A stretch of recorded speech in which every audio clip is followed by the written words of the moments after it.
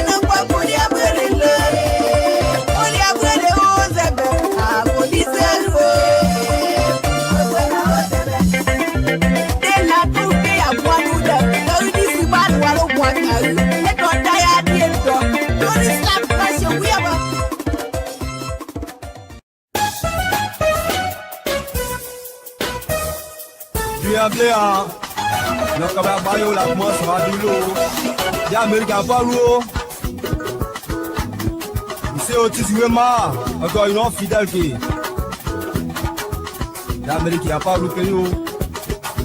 Quand il y a Sylvie, il a quoi qui j'ai loupé prince. L'Amérique n'a pas loupé. T'as bien de moi avec moi nous deux. En somme on va battre au moins néo. Mon temps dit est à mon ça va bien faire moi dit quoi. Tu là local yo. Quand on soit du là. Allez. Envoyez. Battu au là.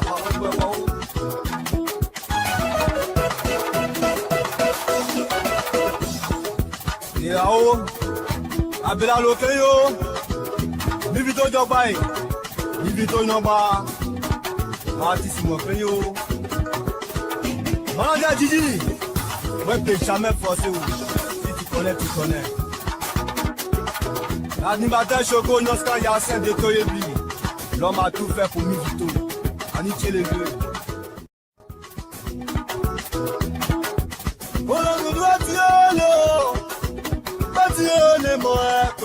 C'est moi, Dieu. Attends, nous y bébé. Oui, c'est les motos à nous, Batio.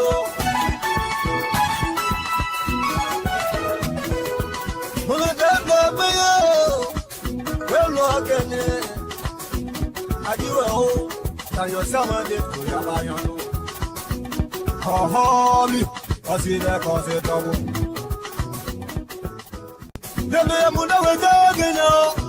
Amunda we joke now, Obati Amunda we joke now, Mosquito goes into a wood alloy. Memo can know, Abela we moro.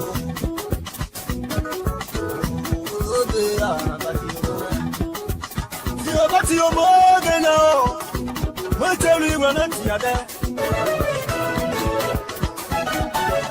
Daniko, yeah, Daniko.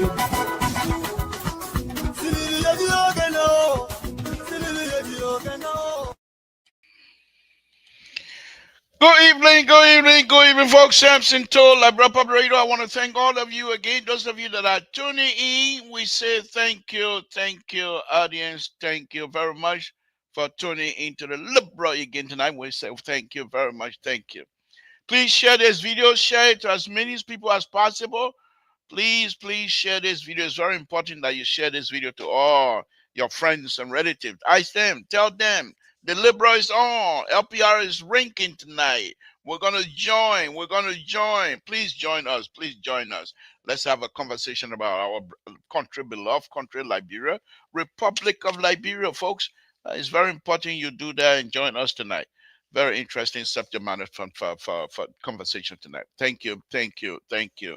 Safety, safety, Lord Jesus, we want to thank you again this evening. We want to thank you for everything that you do for us and continue to do for us. Thank you, my Lord. Thank you. Because of you, we are here.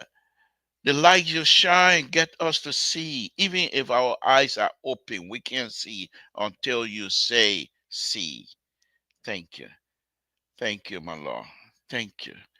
My Lord, we come again tonight to ask you, to our sister, 1 o'clock, Sister Esther. My Lord, provide comfort to she and her family as they go through this horrific, horrific situation. Please help us all. My Lord, we come again tonight as well to ask you to bless the Republic of Liberia, the people of the Republic of Liberia. Bless the President of the Republic of Liberia, President Wakai. Bless his hand, whatever he touches in the interest of the Liberian people, that yes, indeed, it will come to pass. Whichever door he knocks in the interest of the Liberian people, my Lord, open the door. Let him do whatever he can for us. My Lord, we come again tonight to say, as we pray to you and we ask, my Lord, that you continue to bless all of us. Thank you for your love.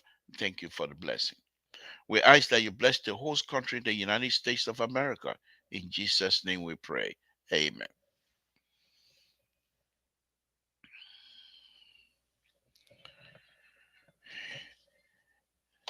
Hello?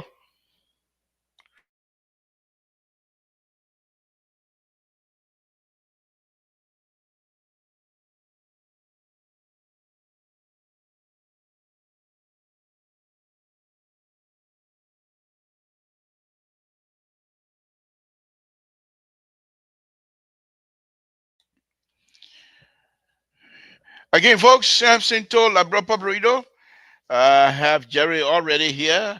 My co-host is here, and he doesn't mind standing by. Let me bring it on while I talk my Tabata here tonight. Again, folks, talk to us. Talk to us. Come and join us. Come and join us. Let me enjoy myself talking to Tabata here. Come and join us. Come and join us. Yes, yes, yes. Join us tonight. So, folks, subject matter for me tonight is a little bit different, but my co-host is here. Okay, so let me welcome Jerry. Jerry, welcome. Thank you for joining us this early. We appreciate it. Uh, so before I start my own tabata, let's see what you have coming from your end here. What do you have? You're muted. You're muted. I don't think you and myself will be friends here tonight again. You're muted. Unmute yourself. And I Okay, even got my now I'm cocktail. back. I got my cocktail with me here. You're all, you and your men, you're all scattering all over the place. Go ahead. Ah, good evening, good evening, good evening. Sorry about that. But it's something that caught my eyes today. Hopefully, we'll have opportunity or time to talk about it. The former minister trying supposed to begin soon, and his lawyer have filed a petition for separation trial, the co-defendant. So let's see how that's something that I was fascinated to read about it. And it is important that he wanted to separate himself from the other co-defendant rather than to be tried as a group. He wanted to be tried as an individual. So I just something that I was fascinated today by it. So that will be my intro, and we'll see where we are. Thank you. Thank you. I also want to welcome my own son, Robert D. Toll, Timothy Robert Toll. The Barrow, IE Barrow singer son is here watching us. Thank you, my son. Thank you for watching. We appreciate it. But I want to say, I want to say here very quickly, my subject matter here tonight is not about the government. You see, one of the things that I'm trying to do here is for these young people to see themselves, if they can put a mirror up and see themselves. What is happening, Jerry? What is happening in our country? And many of these politicians seem to abuse the goodwill of the young Liberians. It's deep. It's deep. I'm going to go a little bit deeper tonight. I'm not worried about who's stealing tonight. I'm not worried about who's going to court tonight. I'm not worried about what Supreme Court gonna say. My concern tonight is about the young people and the future of the country. Because believe it or not, more than 25% of the future of Liberia are still yet to be developed. The young mind has yet to be developed. And so for me, Jerry, when I come on, the whole day, what has been weighing my mind down is the future of our country. Here's the thing here. If you look at the people that are working in the government, those who are unsincere, they're stealing money, they are college graduate, professionals, but they don't make up the majority of the country, majority block of the country. Many of the people in the country, the young people, are uneducated. And what these politicians face to realize is that they're also going to get old. I'll tell you this, Jeremy, and I guess you most likely you will sympathize with my position here tonight. When we were growing up, when the progressive were fighting for one man, one vote, many of the progressive were poor, just like us. They were not rich. Many of the progressive were not. The people there was not rich. Michael Mafia was not rich. The like of Samuel Jackson were not rich, but they stuck to their gun because they felt within themselves that yes, I have gotten the privilege to be educated. But what happened to Samson told down the street on King Johnson Road? Is he on the same path with me? He's young. What happened 10, 15 years down the line? What will happen to him? And therefore, we must ask the government to open up so that those who will have the opportunity to be educated, let them do so. The main thing the progressive was doing was, let's give Liberians the opportunity to allow themselves to fail. You should not be the one to determine who fails or who succeeds. The success and the failure of each Liberian must depend on the person's ability. That argument was strong then and is still strong today. In fact, it's worse than that. The prophet, Jerry, today, I have to leave work early because I couldn't continue myself. Because of this neglect of those who have the power to move the country. Every day, what they talk about. What do we talk about? How they're going to make money.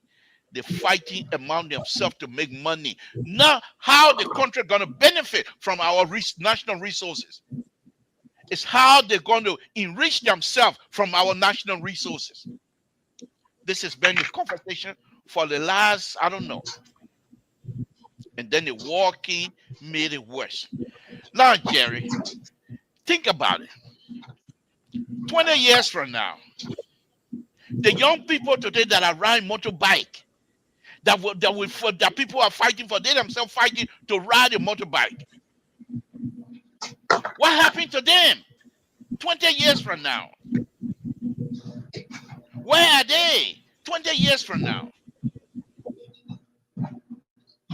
And those who might be able to, now the funny thing is, many of these people, they don't look at educators as being the way, educational process as being the way to make money anymore. They look at politics because they see these young these young students. Some of them are not even good students, but they were able to weave their way through the politics and they are enriching themselves. Now, politics in Liberia and government position in Liberia is the means of survival now. The foundation of our country is being eroded every day. And I believe those who are in power are failing us miserably. Miserably. And so for me, I'm not about to talk about what the Supreme Court gonna say tomorrow or what have you. It doesn't interest me today. What interests me is the future of our country. You can't exclude the young people that are riding bike today. You can't exclude them from any political conversation. You can't do that. These people, they have the vote to empower certain individual in our community. But those who are seeking the vote from these young people are lying to the young people. Give me your vote, I will do X, Y, and Z. And when they get the vote, they don't do it. And these young people themselves, so okay, well, the man got my vote already, then now I'll wait again. But in the meantime, 6 years from now, what do I do in the meantime? When these people are supposed to do something to change my life, they're not changing my life.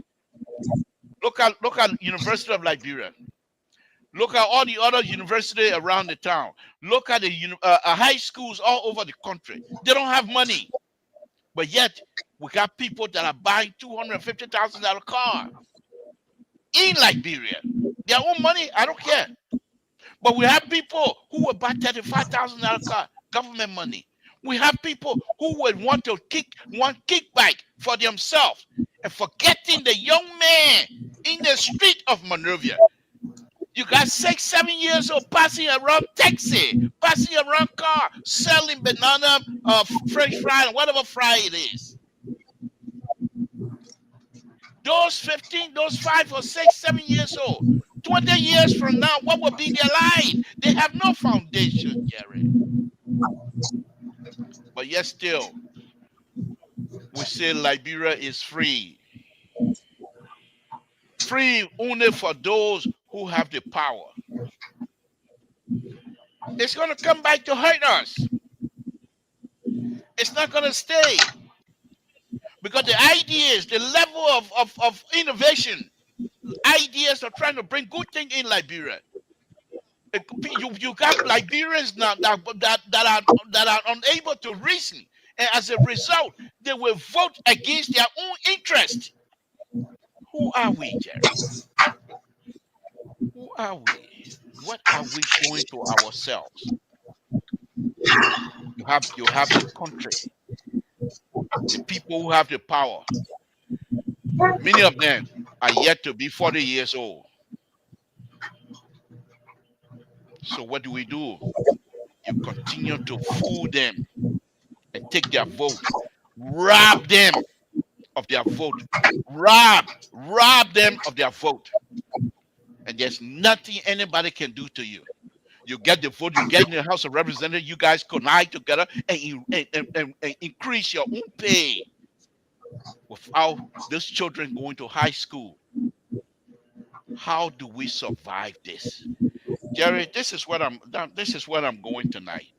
I know you have some, not that your subject matter is not good, it's right in place, but this is where I want to go tonight.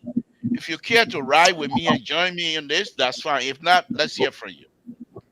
All right, that's good. That's good. I mean, it's also intertwined. It also intertwined with the trial of Samuel Tour, who I know he's a personal friend of mine, but it's also intertwined the future. And Samuel Tour is very influential president. He's a very outspoken president. I mean, I can't take it away from him. When it comes to public speaking, he is good. But here's the thing. As you were thinking, I was taking notes. And it just reminded me, I wrote an article called The Upper Mobility and the Liberian Dream. Where's the Liberian Dream right now in Liberia? In the 19th century, Liberia was a beacon where every African country, look at all the African countries that will get independent too, but that was start for them to get independent. Today we are to the bottom. But here's the interesting part I want you to think about. Let me say my own Tabata too. 1979, 1980, 79, I was on the academy when the April 14 happened upon graduate from the academy. Briefly, I worked with the Liberian National Police. Then I was transferred to the Security Service. Then I went to intelligence. That was the last assignment I had before. But and I think somebody said, "Oh, we keep going back." Yeah, because you see, you have to know the past before you know the future. Let me welcome the good doctor. You have to know I the think past. he and I we got well. Let me welcome. We've been making proud in the last 2 months or so. His so-called CEO has been manipulating our conversation. Oh, Dr. Miller don't want to talk to you. And when you vet with you, all kind of thing he's saying. But welcome, Doc. Welcome, Doc. Thank you for joining us. And thank you, Lebra. How are you, Mr. Parker? So, yes, sir. Nice seeing you again. Thank you, sir. So, here's the thing I want to you stretch on that. But today, where are the role model for us? That's a question we need to ask. You myself have a role model. Maybe our parents might not be educated, but they're our role model. Hmm? And some of us left in the interior. We came to Monrovia. Hold your thought right there. Hold your thought right there. Hold your thought right there. Your CEO is trying to take my part away from me. When I go to Rhode Island, the people who food I can eat, he here now, he not running the show. He coming to welcome my sister, Sis Orita, welcome. Who are you to welcome Sis Orita? Because when I go to Rhode Island, that more food I can be eating. He coming now to welcome somebody. Sis Orita, welcome here. Don't listen to the man. When I come, I stay in your pie. Thank you very much. Go ahead, Jerry. Let me do that so you know he come to welcome somebody as though he somebody good. Go ahead, go ahead. Where are the people coming from Where? tonight?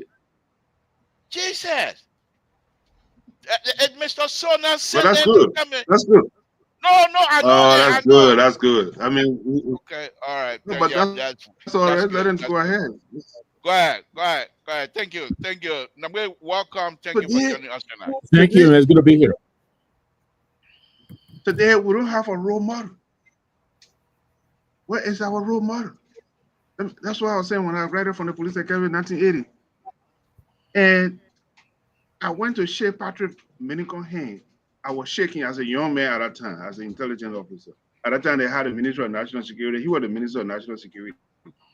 As a young investigator or intelligence officer, I was shaking. My hand was sweating, my palm, to shake Patrick Minicon hand. Because these were our role models. You look up to them for leadership. And it was not just easy to meet the people at that time when they were minister. You know what I mean? Because they were hiding themselves, but there was principle. These our role model. Where is our role model today in our country? Today, you brought up a good point. I want to say I wrote an article called Upper Mobility or the Liberian Dreams. Where is our Liberian dream today? Since you speak about the motorcyclist, I think I talked briefly the last time with Mr. Namwe. When we have our different views on it, these people want quick money. Even though those who are the proprietor for the motorcyclists, they have to make business. But where are the future of these people? 20 years from now. 20 years from now. They cannot even go in the class to compose. All they want to do is to make the money. You know what? I'll just do a quick or brief something. Yes, transport. I know we all are here. We saw yes transport in Liberia. If you are in Monrovia in the 70s, in the 80s, yes transport was the transport Tami Bona transport were the buses I were doing. What we used to ride the air transport. After 1980, transport went out of business. People who were driving these buses, they were not a skilled people. They went out of business. Today, some of them, they might have something. But here we are. When it's essential to us. But we have to start thinking, what do we do with these people who are around the pimping motorcyclists?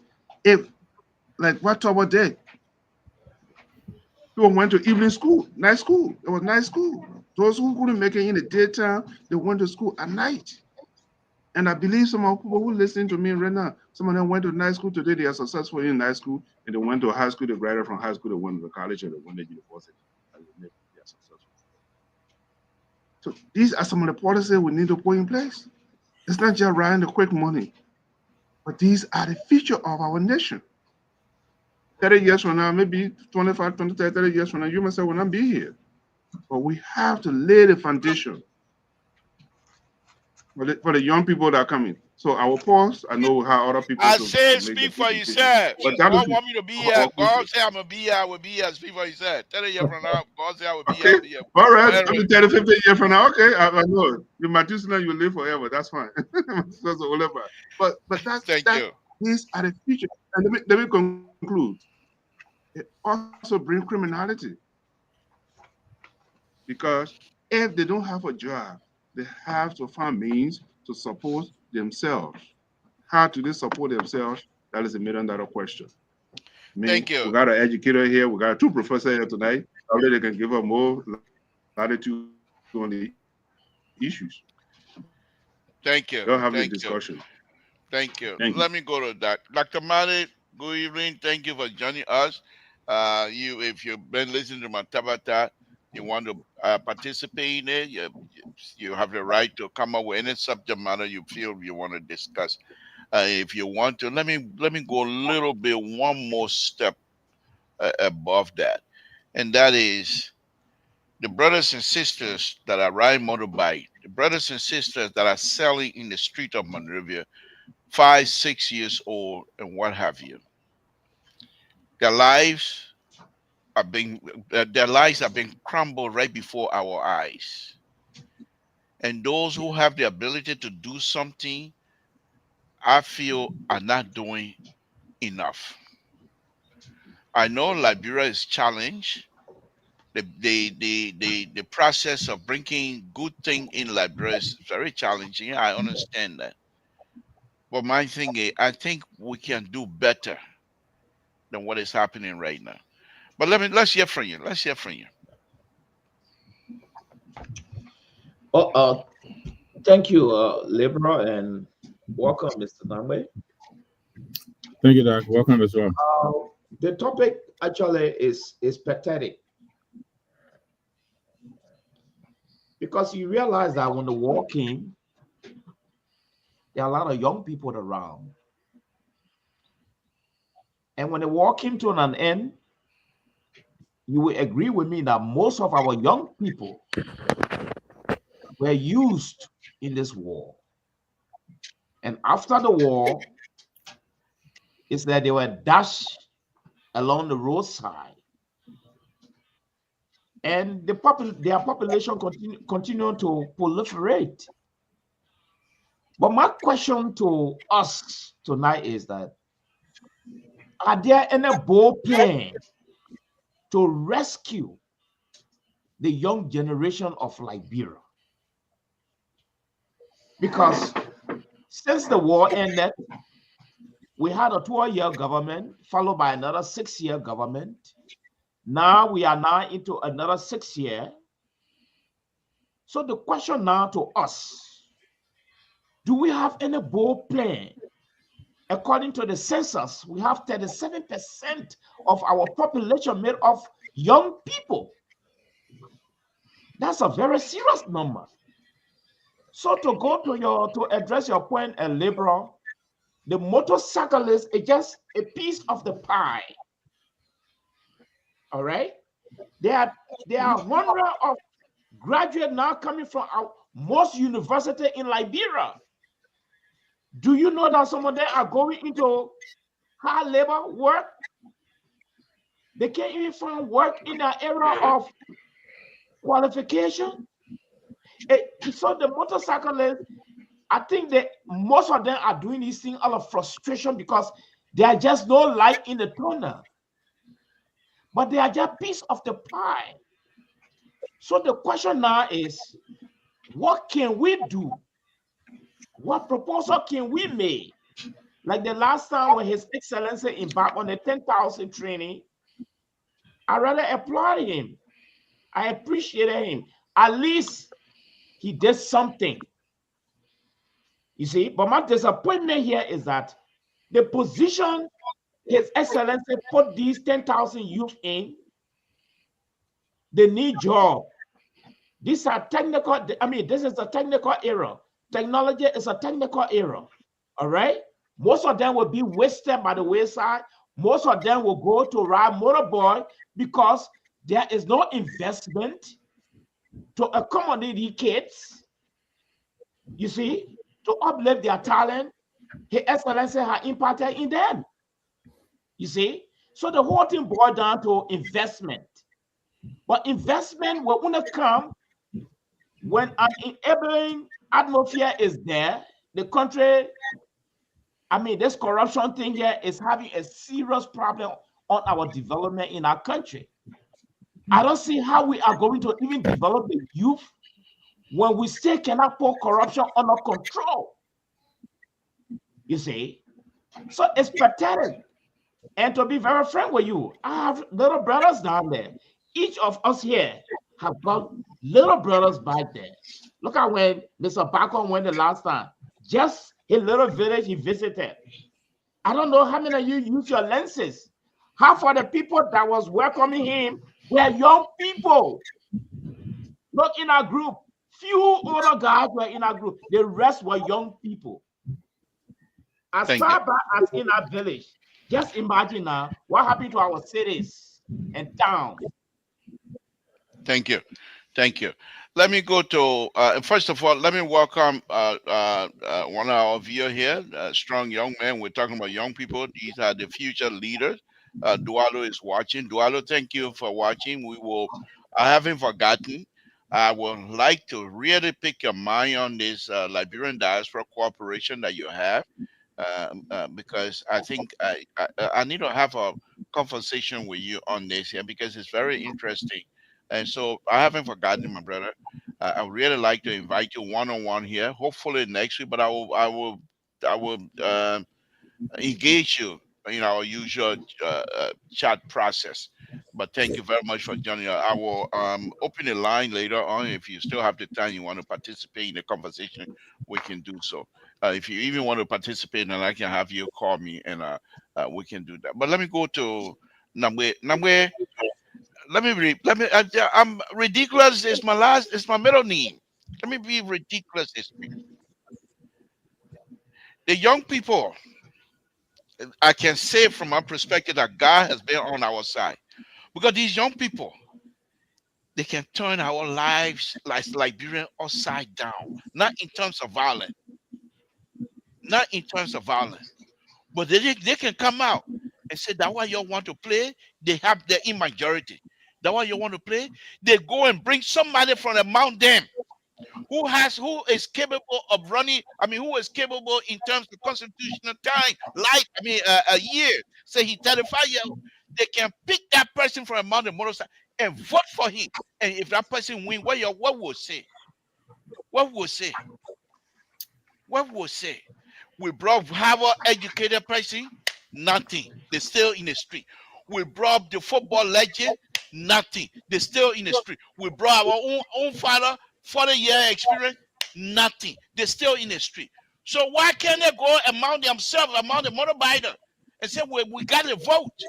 Let's put together. And we bring these people. And then all of your cabinet ministers are all motorbike riders. Do we have any constitutional right to say they can't do that? We are playing with fire. Because these young people, if they catch on with these kinds of ideas, we have problems. They're in majority. You old men like me, you want to be represented based on the goodwill of these young people. But if these young people turn that around to say, you know what, we ourselves will take the leadership, whether we know it or not, they are in majority, and they will vote for their own and drop all of these educated people. Now, am I wrong, or that's something that we have to consider? No, I think you're quite right. The last time I checked, I believe the voting age in Liberia below 30 is 35 and below is more than half of the voting population. The last time I checked, but that was a couple of years ago. But I think you're right. I think our electorate now, more than half of our electorate are young people. But before I get to that, let me join you in recognizing Dwalu. I don't know him. We've never met before, but I have watched him. I think he started putting his ideas out there long before he even went to school. He's a very smart young man. Yeah, he's not Very smart young man. Very, absolutely. very smart. That I know for sure. He's not afraid to make himself vulnerable, and I respect him for that. Yes, I'm yes. sure you'll recall. I reached out to him, Mr. Dualu. I reached out to you from the Europe perspective. I believe we were supposed to talk, but you had, a show coming up. But I admire what you guys are doing. Somehow, I'm sure we will get together from the Europe perspective to collaborate. Yeah, he and I'm going to have a conversation here, one-on-one here next week, and Absolutely. try to educate. And one of the good things I like about him, he's not afraid to educate. Yeah. He's not afraid to educate. And then when you talk to him, you can truly feel like, yes, I'm talking to somebody at least that can stick my my educational whatever that I think I have. But yeah, we will bring him here. Go ahead. But listen, so look, let me tell you what are the problems that we are experiencing in Liberia. One, there because of the scarcity of employment opportunities. I think a lot of our young people are in a hurry to make a living. And one of the avenues they find easily is Let me push you on this. This is the liberal show. You're not just gonna come and salad dress here. The young people who are anxious to be rich, you blame them? no, I won't. Somebody used to sleep on the same bed yesterday, eating French bread, eating gari. Then out of a sudden, the next thing, because that person is connected, able to run political campaign for somebody, out of a sudden the person become a millionaire. You blame the young man to say, I want rich too?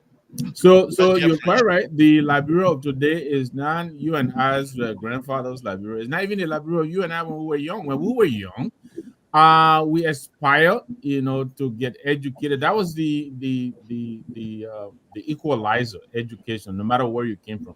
Whether you were a native boy or Congo boy, you live in the city or you live in the interior, education was the way you go. And so we all aspired to go to school. We knew when you got educated, you will get a job and you will get a good paying, well-paying job. And that way you lift yourself out of poverty.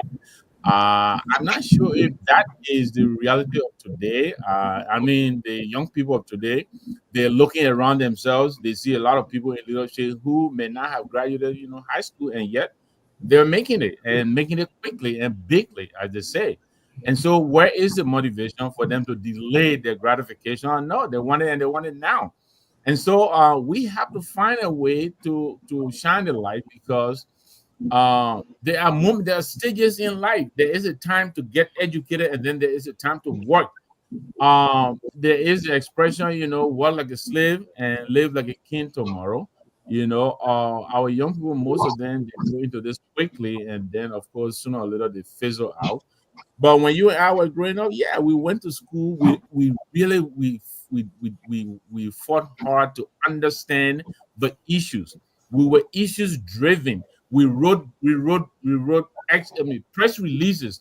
I'm not saying we were the authors of the Revolutionary Action Committee React, no, but React will analyze the issue and tell you, for instance, what the problem is with investment in Liberia, what the problem is with employment, who is driving the government, those kinds of issues. We we'll put papers out there and try to, educate our people why, for instance, it is inappropriate for you to remove a speaker illegally. What that portends for our democracy. Those are the kind of things we did. We held court under the Palava Hut.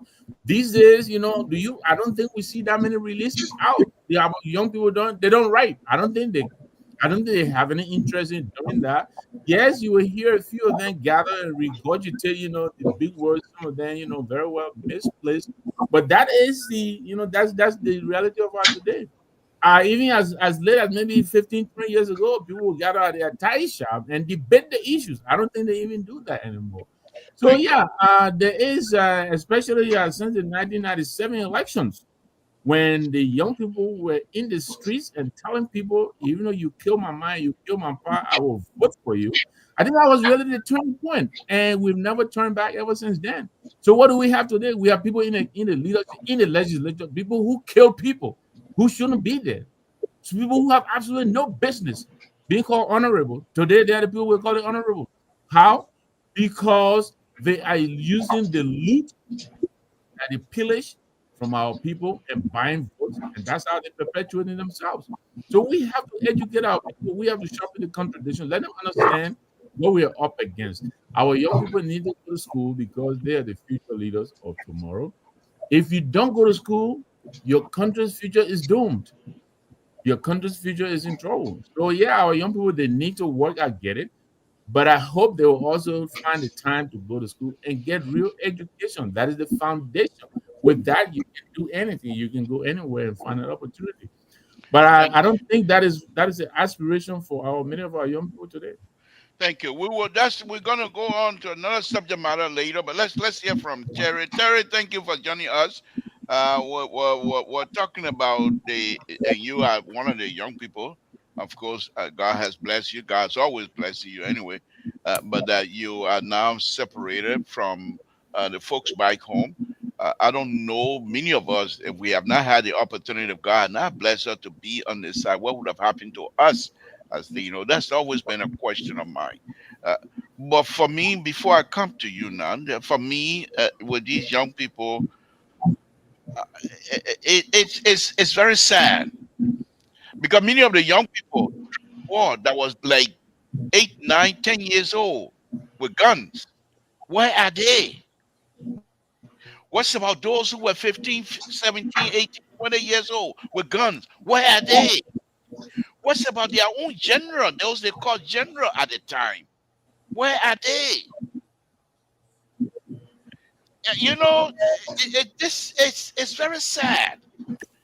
Many of these people go and do these education, get the education in public this and public that, and this and what have you, but they are unable to formulate a true policy, like Dr. Mali was saying, that will be able to benefit the young people. Because here's the thing, that's the reason why I'm concentrating on the young people issue. Because I also, as a young man back then, it didn't take much for me to start visiting coconut plantation on a Sunday morning when the progressive was on the beach.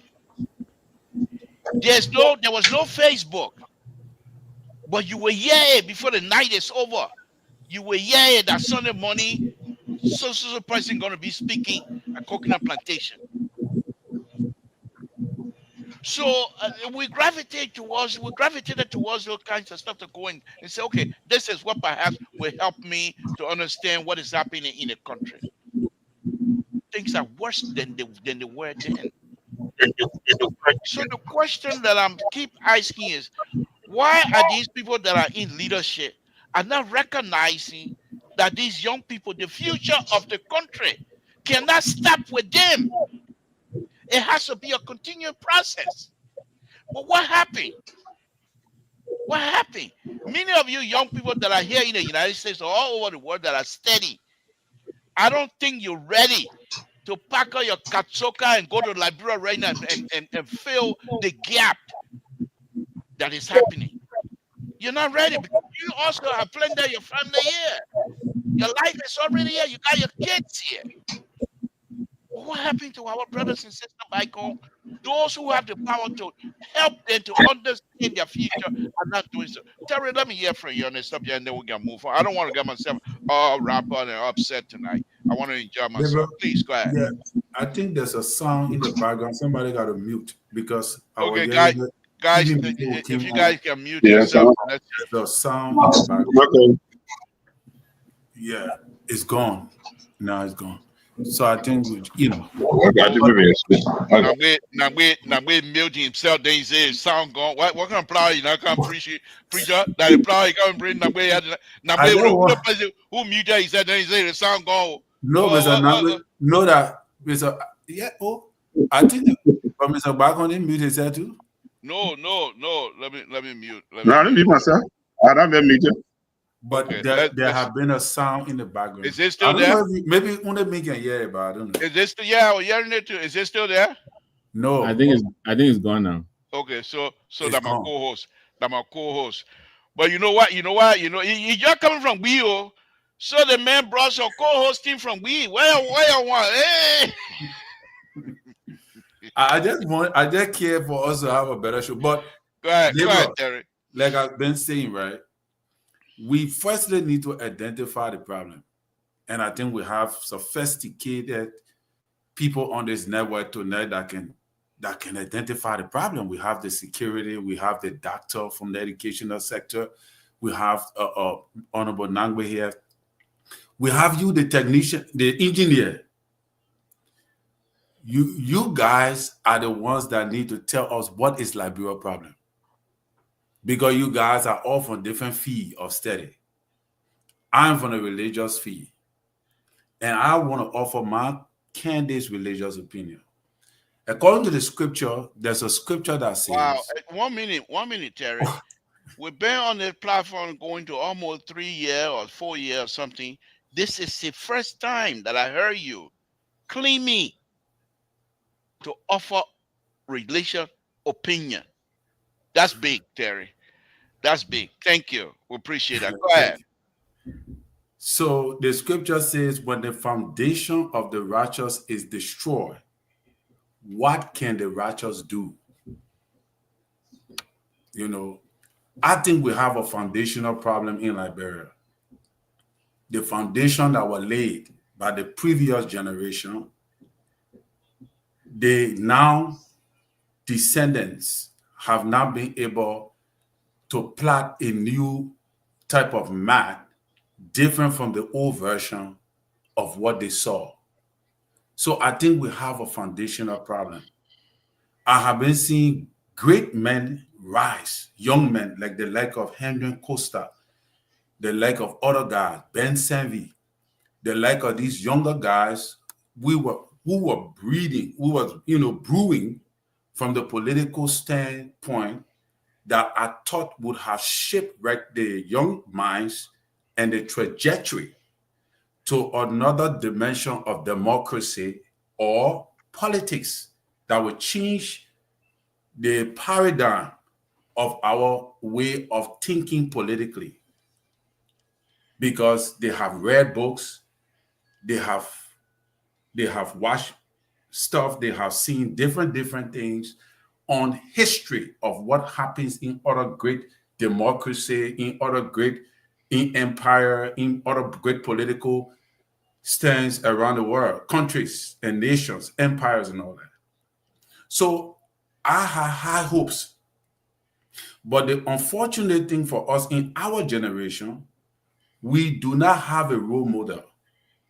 We do not have a young, astute role model in Liberia that we can trust to say we can follow this person based upon the expertise, based upon the assertion of how they articulate issues, and based upon the sacrifices that they are willing to make to change the trajectory of the political landscape of our mindset, to take us from that paradigm, to shift our mind into a new paradigm of how we look at our country.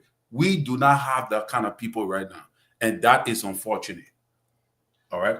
And I thought that these guys who have been the forerunners to take the torch to the next generation. Because every generation must have a forerunner, like the Nelson Mandela type, you know, Thomas Sankara, other guys like the Martin Luther King, you know, that changed the trajectory. Liberians need a forerunner, somebody with a vision, somebody that will come up from among the young people and say, look, this is how it should be. Okay, our forefathers, the progressive, brought us to this place. Now we need to take it from here to the next level. But it seems that where the progressive left us, that is where we are. Take, for example, look at the university. Look at the university. Every now and then, they're protesting. You yourself can't understand what they're protesting for. They're protesting, they say they don't have courage, they don't have bathroom and things. But then the protests end up into chunking rock, stoning people. The mindset of our people have not moved forward from where the progressive left it. So I think, in my opinion, it is a foundational problem. Can this generation fix it? I don't see a forerunner. I don't see a visionary. I don't see somebody that's willing to make the sacrifice to change the trajectory. Most of the people that we have hopes in, they are not meeting up to the target anymore. They have felt discouraged, maybe because they lost the election, they said something that was contrary, or maybe people see them to be something else in the society. But I still believe that we have men that just need to stand up to the call and change the trajectory. I saw you talking about Dwalo. Dwalo is coming up with something very good. But those are the kind of aspiration we need. We need men in the society. I'm not talking about propagandists. I'm not talking about somebody who go cut somebody's video and try to make something. I'm talking about people with vision. We lack those kind of people for the people to follow. And that is where we are, in my opinion.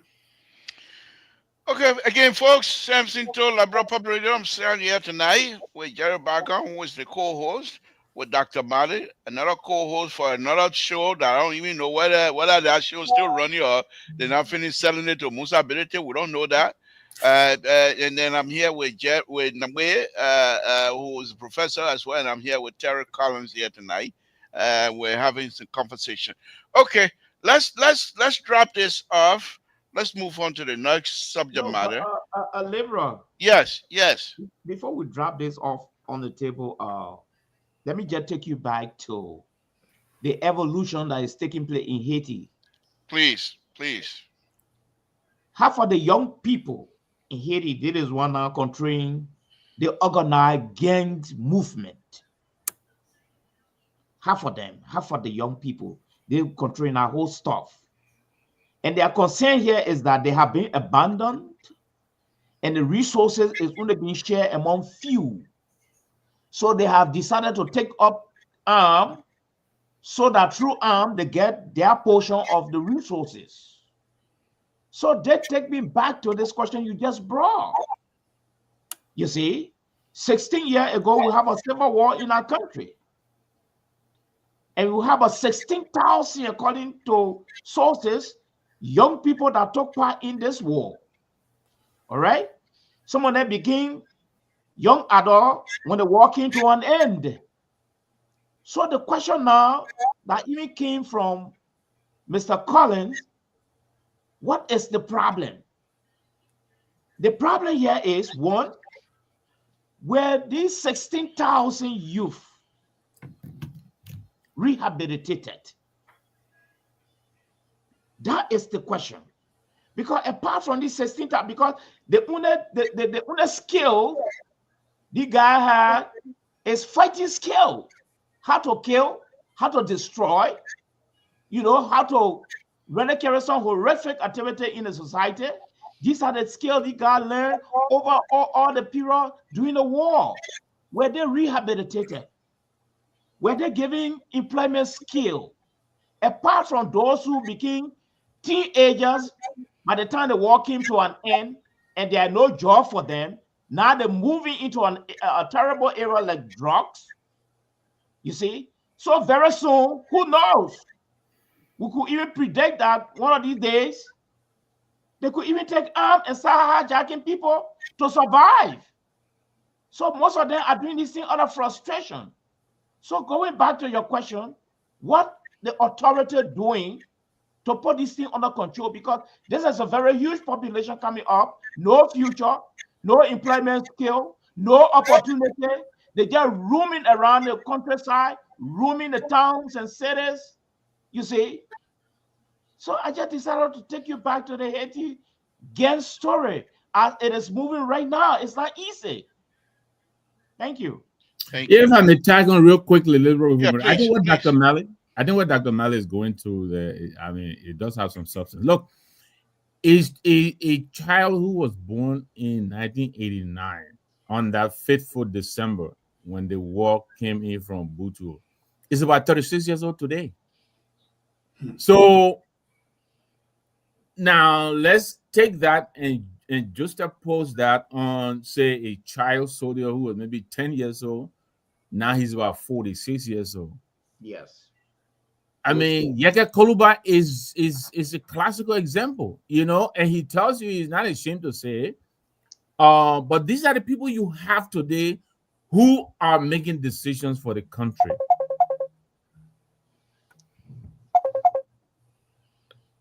Excuse me. Am I still with you guys? Yeah, yeah. Go ahead. Take it. Take Yep, it. I'm sorry, I got Let, interrupted. yeah, So, that's okay. Oh, yes, look, I work briefly with the National Readjustment Commission. I'll be brief and get off the air. And that's what we were doing, trying to get these young people away from the war front and try and rehabilitate them to make them, give them employable, or marketable skills so that they can engage life productively. So we had that extensive period of haphazard training. Most of our young people, unfortunately, who we agree are the majority voting bloc in Liberia, most of them don't have any formal training. They have no skills. We have to find a way to give these people marketable skills and engage them productively. Some of them they may not want to go back to school, but we have to find a way to engage them. So you have some of these people, some of them are in government, some of them are not in government, and the ones who are in government, they have their generals. Akaros Gray, a former legislator, calls himself general. General who? What is general what? But this is what we have in our country, and we have to find a way to break this train. It's a train wreck. We have to find a way to break it. We have to train our young people. We have to find a way to give them employable skills so that they leave the looting, the armed robbery, the drugs, and find marketable skills and engage themselves productively. And thank you. it takes all of us, but more importantly, the leadership right now in Liberia is the government. Many are arguing the government needs to create that enabling environment so that the private sector can help and take this problem off their hands. They can be the single largest employer in the country, and we expect to make progress. It's not going to happen. Thank you. Thank you. You're gonna excuse yourself, you say? I Are you know gonna there was a call coming in, okay. and I was yes, All right. but I'm here. Jerry, let's hear from you. Let me unmute you, please. Okay. Go ahead, Jerry. Let's hear from you. Let me just, one thing that I haven't slept at night is the future of our youth, especially some of our who into research and to some analysis. And our both professor here touched on it. What are the future of our nation? Let me give you one quick hit. When I went, the picture you alluded to when I went to my village, and there was a DEO, you got a district education officer. He came from Riverside. He came to see me, and there was a gentleman over there. He saw the young man he is in his town in the classroom, and he and the young man said, "Oh, you just want to be in school? What are you doing?" And he looked at the DEO, the district education. See the mindset. He told the DEO, "Oh, I can pay you." So the DEO said, "What are you talking about?" He said, "Oh, I don't need to go to school. I can go dig my goal, and the money I make, I can pay you. You sit in the classroom." And I was like, "What?" So look at it from a different perspective. He is telling the DEO, the district educational officer, that he can pay the DEO standing in the classroom, and when he did his goal, when he can do his ground, he can pay the DEO. So how do we change? And I was sitting there, and he and the DEO were going, they were changing, and I was just watching him, listening to him, and I started thinking, how many of them that in Liberia that had that mindset? And my brain is going 100 miles per hour. I was pretending that I was not listening to their conversation, but I was monitoring their conversation, and the DEO tried to explain to him.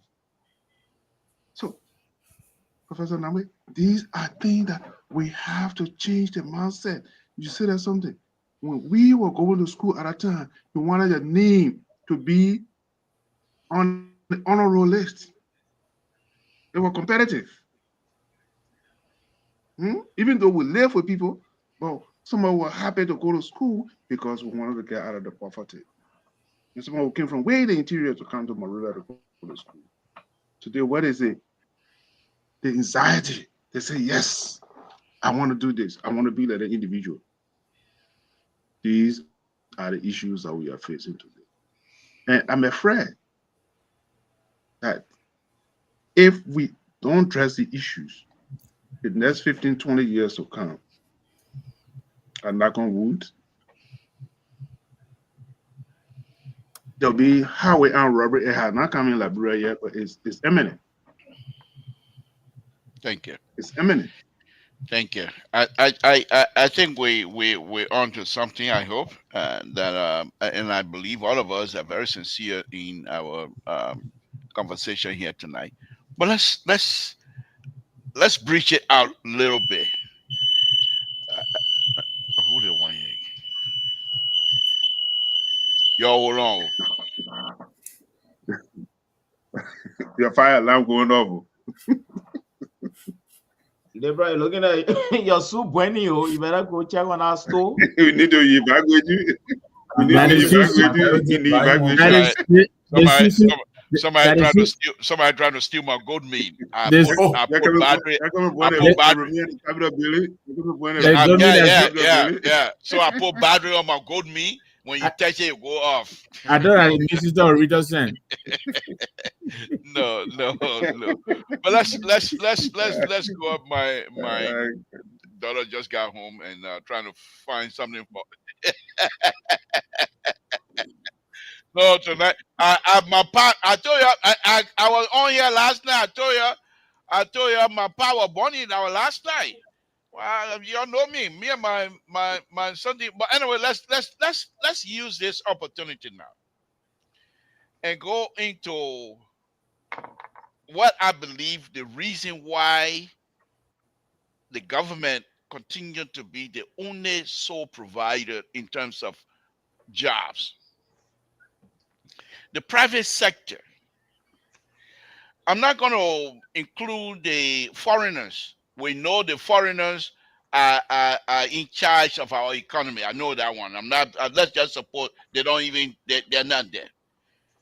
But those Liberians that's supposed to be the one to be the engine of the private sector are themselves, from my perspective, are corrupt.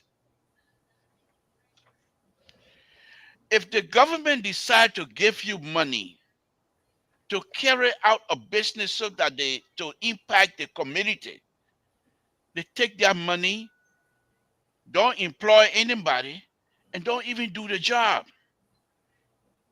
The evidence are there. Those who supposed to take, okay, we're going to take the money to employ people, then let's go back to the government. The government gave them contract and say employ people, but the government don't pay for them to pay their employees, the young people. When the contractor, and I have that experience myself, when the contractor employ young people to work in the offices, first the government want you to go as a contractor to do self-financing. You know, you do the self-financing, you take your people, and I know this for a fact. There are business people that go to the bank and borrow at a high rate of interest rate, just so that they will do the pre-finance of a project. At the same time, they owe the bank. They don't have money. The government not paying them. They don't have money to pay these young people, and they owe the bank. The next time the contract comes up, they say, forget it. The people are not going to pay me. So let me start with you, Nabe, before I go on to Terry. I just told you there are those brothers and sisters that's supposed to be the engine of the private sector, but they themselves are corrupt, from my perspective. And I'm saying that's you, okay? But at the same time, when they are successful in getting the contract, they go to the bank, borrow money to do a pre-finance process, and the government supposed to pay them. The government do not pay them, not even on time, but they don't just stop paying them. Now they're stuck with a loan from the bank, and they are unable to pay the young Liberians who are working with them as a contractor. Here comes the foreigner, and then I'll bring you in now. The government, and this is a cycle that is killing us. The government members who supposed to get contract to the contractor, they give it to the foreigner who gave themselves as also corrupt, but they give back to the government official who gave them the contract, and not the Liberian government, not the Liberian contractor. You see what I'm going with this thing, Jerry, Victor? So it goes on and on. When do we break this cycle? Victor, talk to me, please. So, I mean, I will not claim to have all of the answers. I'm a chemistry teacher, and I like the fact that Jerry is calling me professor. But let me clarify: I'm a high school chemistry teacher. I'm just, just a regular guy. No, but Yes. Keep some more here today. Yes, that but professor job. Let them go sue us. We call you professor. Let them go sue us. Hey, New Jersey High School. We say they made a professor. You don't like it? Go sue me. But listen, so let me answer that by citing a recent case. I think there was a case that was reported at the Minister of Foreign Affairs, where a gentleman there was, I think, managing the sale of some rice that was given by the Japanese government. The story is that a Liberian business person offered to buy the rice at a more expensive price than a foreigner offered to buy the rice, but a foreigner ended up winning the bid. Why? Because most often, I'm not saying that was the case, but most often, the foreigners will put up the cold water first, and take care of our people, as opposed to us, the locals, or the Liberians, who, in most cases, will want to do the work, and then we eventually give the envelope.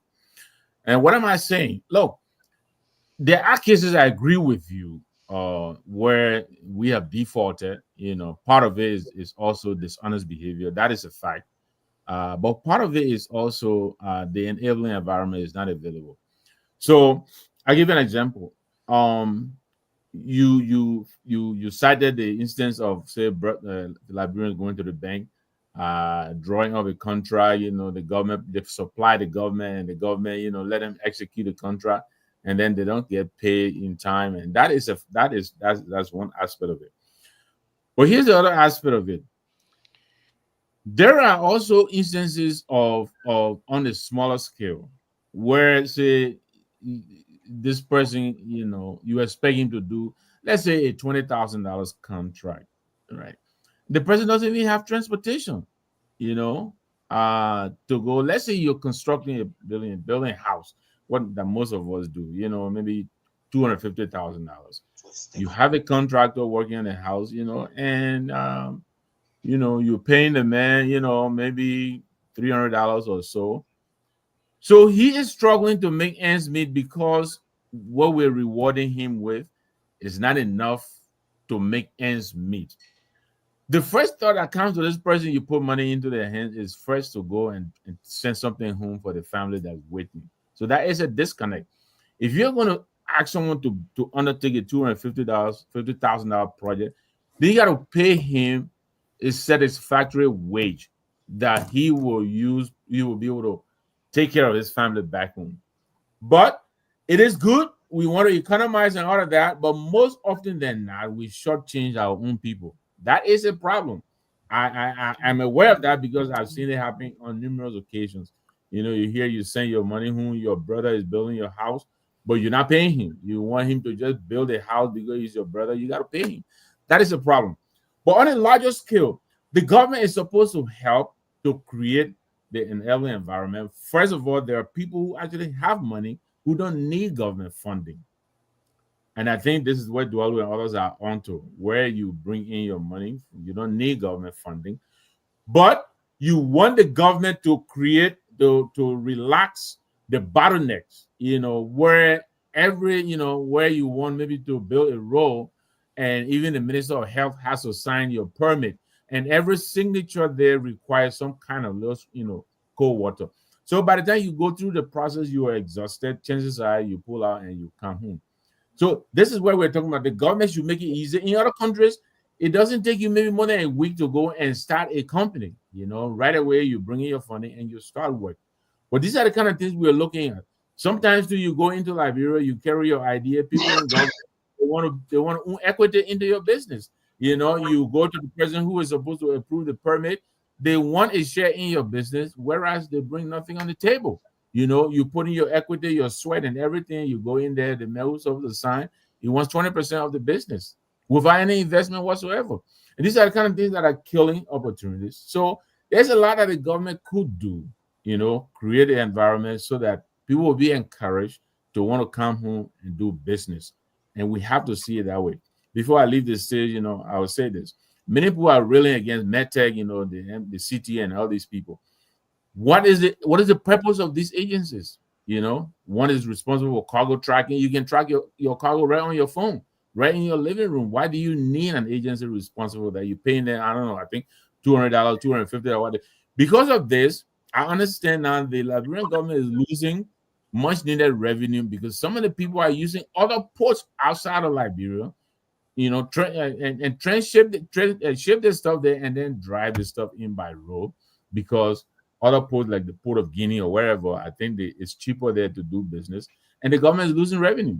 So those are the kind of things that a lot of us are hoping the government will look into, create that enabling environment that will make people want to come home to do business, and find it enjoyable doing business back home.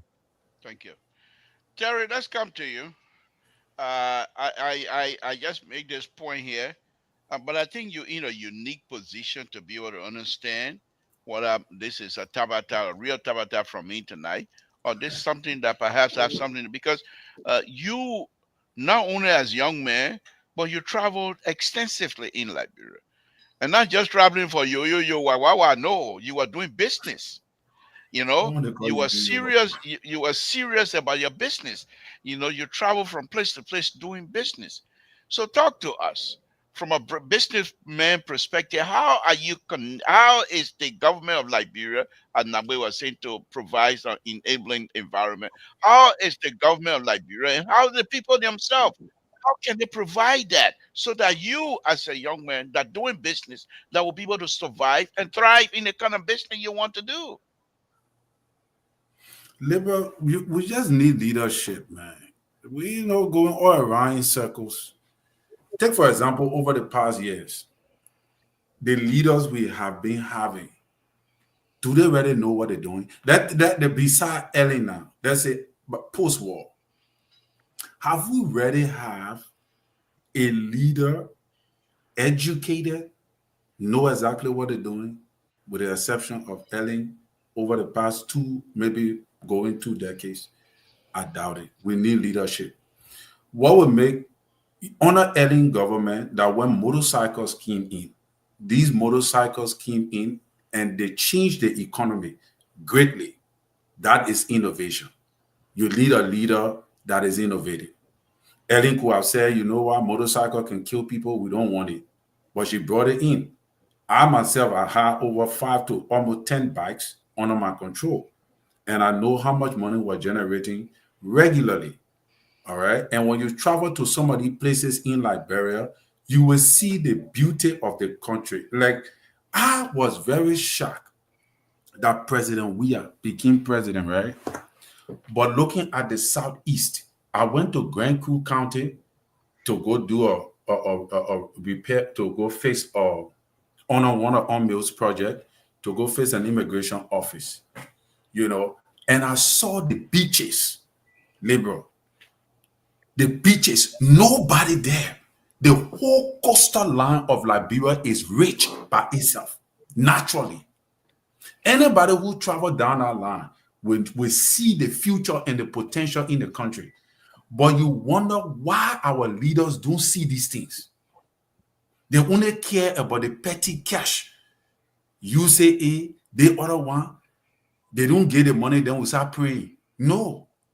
What we need to do, we have the potential. The country have the potential to prosper. The country have the potential to prosper its citizens, but they just refuse to. The leaders just refuse to prosper, to change the life of the people.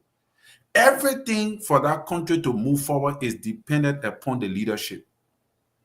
And if we have the right leadership who knows exactly what they are doing, Liberia will change.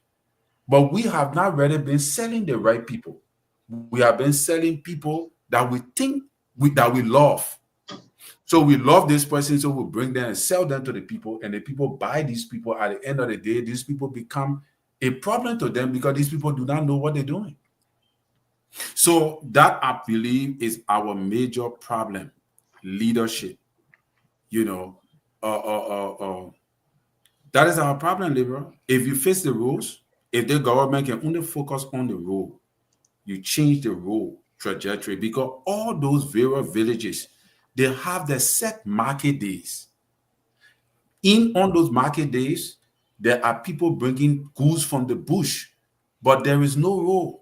Some people still walking 3-4 hours with tins of oil to come to a market spot to sell for one day. And they go back. They hustle again for 1 week and come back after a period of time. Our people are going through this struggle because there is no road. You need roads. You need a stable electricity. Once you open the country and develop, create road, like you are talking about, somebody, I think that Mr. Bacon was talking about how the guy said he would dig gold and he would pay the DOG or somebody. The teacher. Yeah. Take, for example, you got educated people. The other day, nurses. You were talking about people not educated who get master degree holders in Liberia making $150, $200. Whereas you got people who don't know nothing. Some of them are deputy minister or minister in the country. They're making hundreds. They're making thousands of dollars. How do you correlate that disparity? Nurses who taking care of the life, who saving lives, they're making $150. People who go to school to earn and get a degree, they get BSc and so. So in Liberia, the best way you can become rich overnight is for you to get into politics. Once you get voice, you can talk plenty. You get on some kind of radio talk show. You write in the newspaper plenty. Somebody see you. They say, yeah, the man can talk. They call you. You join the team. The next thing, you become a politician. That was was saying. Terry, let me rich. Read this, lady. Read this interesting comment from this lady. On your platform, you are elevated. Election has consequences. Yeah, but I listen. That's why we're talking about the mindset. So my problem here with the people in Liberia, several problems. Two major problems we have: tradition, not tradition, but tribalism and politics. Tribalism and politics. These are the two major indicators of our problem. Thank you. Tribalism and politics. Thank you. Every sector of the country you go, once you are not speaking certain dialect, once you are not affiliating with certain kind of culture or people, you are ostracized. You are not looked at to be anybody that much important. Look at the elections that took place in the country. The country was divided on tribal line. And that's going to happen again. It's going to repeat 2029 elections. Whether you like it or not, that's what the lady is saying. Or you bring anybody from anywhere. anywhere who can be educated more than the educator himself, they're not going to win election because they do not have that tribal affiliation. Thank So you. how can we solve this problem is what we need to be thinking about. Thank you. Doc, let me go to Dr. Malley. Dr. Malley, yeah, we are. Make your own closing on this here, and then we can try to open the line. Go ahead, Doc. Yeah, after that, Mike, can I just I speak think 1 second? And you can open it. Yeah. All You're right. the co-host. You own the show. When you say, even right now, you want Dr. Malley to tell you and not talk. oh my God. You want to make Dr. Mali run away the way we have not been seeing him for I know how long. Go ahead, Doc. Go ahead, Doc. I want to elevate Mr. Collins's analysis. I agree with you 100%. Leadership deficit is a problem, including patriotism to our nation. But again, I think let's take the bull by the horn right now. I see some praises being showered over Helen Johnson Sirleaf, which of course, partially I agree. But let's get back to a Global Leadership Foundation / Helen Johnson Sirleaf tenure. Helen was very, very, very, very hardworking as a strong politician with her contact to erase $4.6 billion when she got into power. She lobbied for that debt to be waived. And that was a good thing. I applaud her. And that also paved the way for she attracting over $16 billion in foreign direct investment in Liberia. The records are there. And that money was to ensure the rebuilding of schools, clinic, market, and most importantly, rehabilitation of the young people.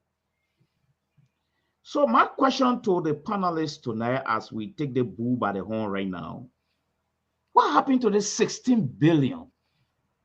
Because this is the highest donation that ever came to Liberia after the war. And what happened to the rehabilitation? Because this is where some of the problem really coming from. If we as a government have been so patriotic and sincere with the kids that found themselves into war as a way of survival, some of them are now adults living normal life in the community and doing all sorts of things. If we have invested some of this money into serious rehabilitation, and upon come and continue with the rehabilitation, and His Excellency Barker has come in to continue, do we think we would have been talking some of these things at this time? That's my question to the panelists. Because there was enough funding according to these sources, and I mean, the rehabilitation probably, like Libra was saying, the people try to play catch up in Liberia. But to be frank with you, the kids' eyes are open. They're seeing the people stealing the money. They've been deprived. They are forced to do some things because they don't want to do it. And time comes, if the children rise up, like what the security analyst said, they turn themselves into an organized crime group, start to go on the highway, hijacking people, start to form themselves into an armed group, harassing towns and villages. That even going to make people more afraid. Even you and myself to go to Liberia, it become a war. Even when the analyst went in a village, it become a problem for you to even go back there. And as we are saying, this thing might cut out with us one day unless except attention is given to this thing. So I think this was a good opportunity when Helen came in. You know, I know they have other priorities, but that was a very, very significant priority with the type of money that came into that government. So I want to take the bull by the horn from that end. Thank you. Thank you, Doc. Again, folks, Samson To, Liberia Public Radio, conversation with Samson To tonight. We have Terry Collins. We have Jerry Bagan, and of course, Mr. Victor. Nabi is here, and we have Dr. Mali is here with us as well, having some wonderful, wonderful conversation tonight. We're not yelling, we're not screaming, we're not trying to park people in the garage or what have you. We're all here having a good time, and I hope, but I can assure you, you're not going to find these kinds of level of understanding come Sunday. Dr. Malley is back, and when he come on, when he co-host, when he co-host on Sunday, forget it, forget it. We're done. So Jerry, Terry, let's enjoy ourselves. I know Nabe will dance, so we'll put Nabe on our side now. Anyhow, but let's enjoy ourselves. No, guys. Okay. So while we're waiting for folks to give us a call, let me ask this question then, and then we can go around the room here. From your own perspective now, I know these are just conversation we're having. We have no leeway in establishing that these things are in fact something that is the problem of the country, so to speak. But we ourselves feel within us that these are the problems that we see so far.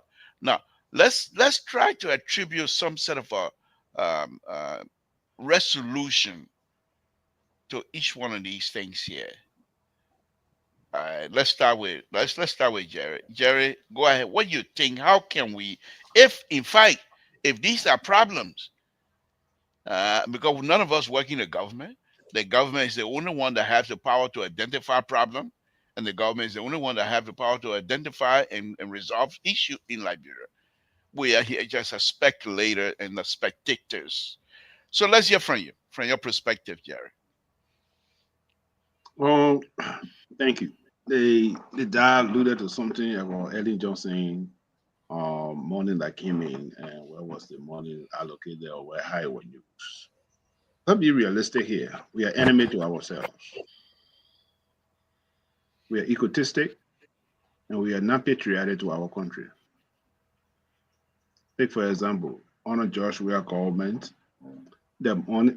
It's a George, yeah, no, early administration. I think there was some $2 or $3 or $4 million that came to the country for small business. Hmm? And the small business was supposed to be those who were supposed to be dispersed among the people. I don't know that person was some kind of deputy minister. I have forgotten his name. And he made a book of contract. They went to investigate to say he gave 10,000, 20,000, 50,000, $100,000 to somebody. And when all the business addresses they gave, they went to check the thing out, and the money was no better to be found. And today, there's no prosecution. That's why I always stretch on this show. the thing that hurting us is the well-character crime, and organized crime is the one that killing us in that country. Yes, the man who they gave the money to disperse to give it to citizens within the country. He wrote book of contract and he gave it to people, and there's nothing else. But here's the thing I want a conclusion into the matter. Here we are. Jerry, hold on. You talk Folks, about Jerry, give me 1 minute, please. Folks, my Chinese phone died on me, and I'm going to now go to the Korean phone. So you just bear with me. I'm sorry I put a Chinese phone number on it, and it died on me. So the Chinese phone is polishing me tonight, but I'm going to put a Korean phone on. So you just bear with me. Jerry, go ahead. Sorry about that, guys. Go ahead, Jerry. here we are. Let me say this. In the past, the government is the problem. It's not the Liberian people. The government is the problem. And let me go farther a little bit. Because when Ellen came to power, she changed the dimension of our politics. What do I mean? The government became the breadwinner in the country. Was a high employment rate in our country.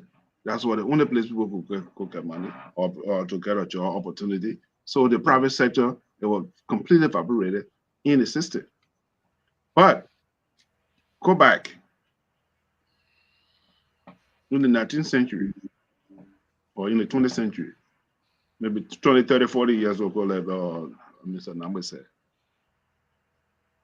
we have private business. Let's look at Rooster in Monrovia. It was a job creation. Rooster, you go to Rooster. Look at our single shopping center. It was a business, private business. People were employing people.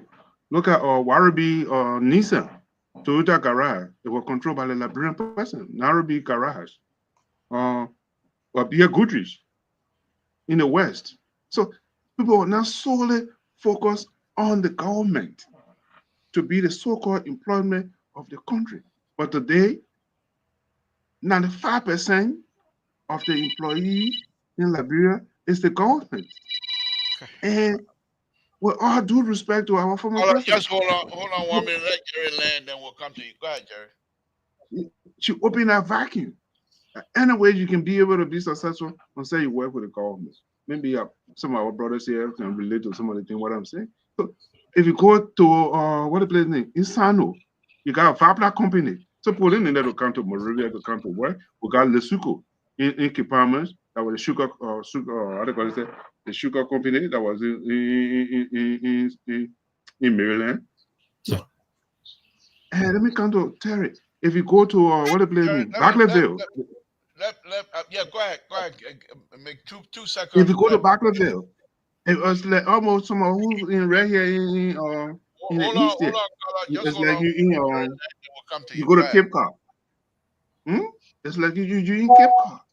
So we have the opportunity, but these are some of the things we are enemy to ourselves, and we give all the opportunity, and we are not willing to use the opportunity God have given some of us.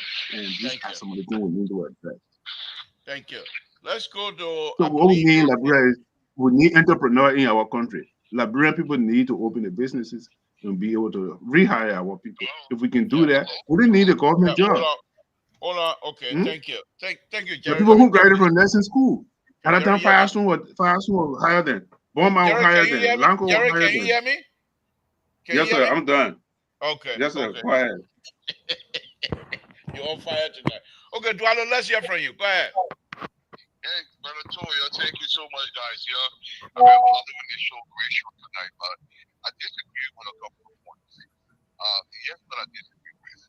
People believe the government has to be an enabling environment. You know, for many years, a lot of us have said this, even me here, I've said this. But there is no government on earth where the government created an enabling environment that was not forced by the people. What we've done, we expect the government to function in a vacuum without pressuring the government to do what we want. It never happens. Not in a developed country. Don't take my word for it. Just look at history. Here's the thing, President. Those of us who are not in the diaspora that have left Liberia, we expect Liberia to be transformed with the people that are less capable to transform the country.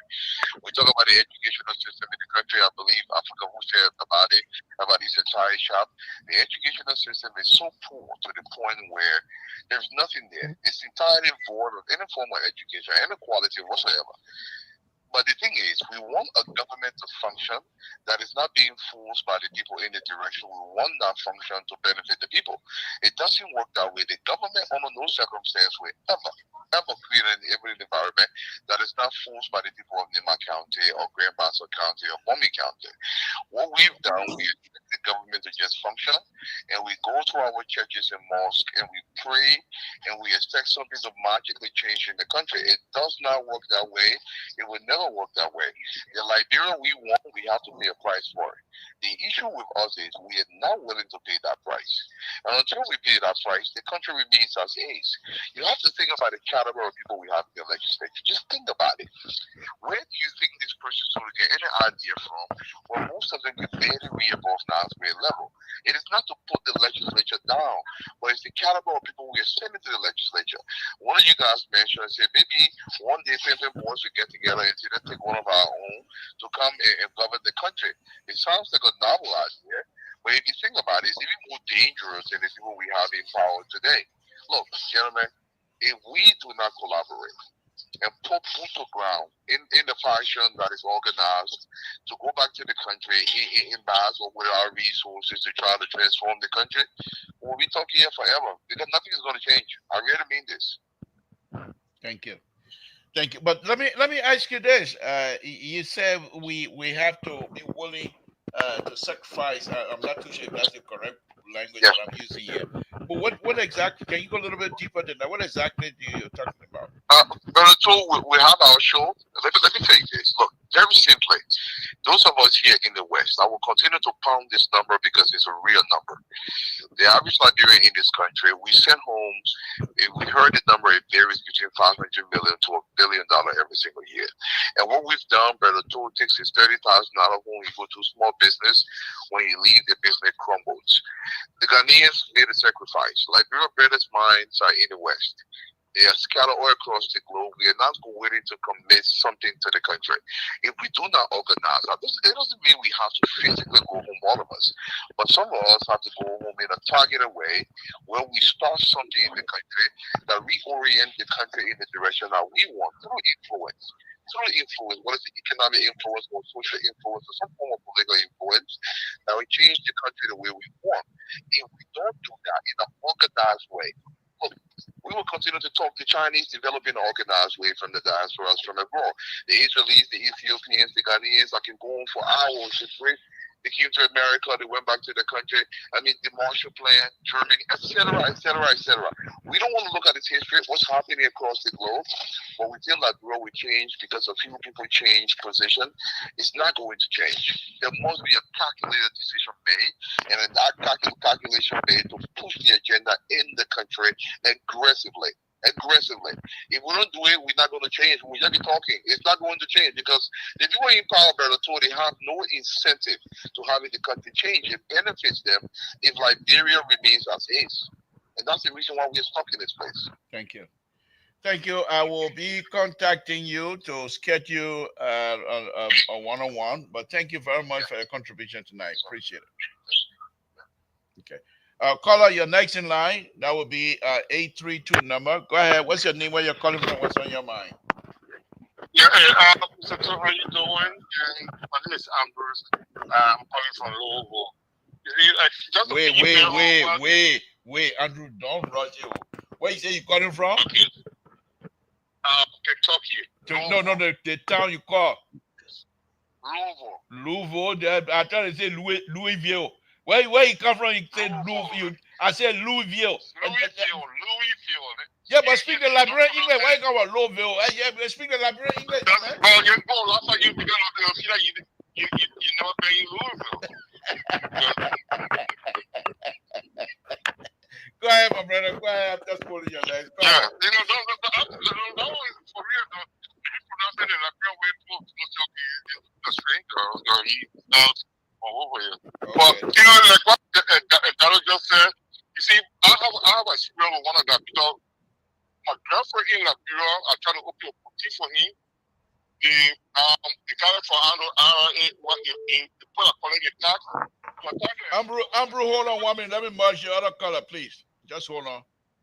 I hope the other Korean phone will work for me tonight. Go ahead, Ambrew. Go ahead. So they were trying to explore my girlfriend, but they never knew I was on the phone, and my brother worked with them. So after they keep to her. One more, Ambrew. One more, please. One more. Let me merge. People are calling in like crazy now. So let me merge the other one.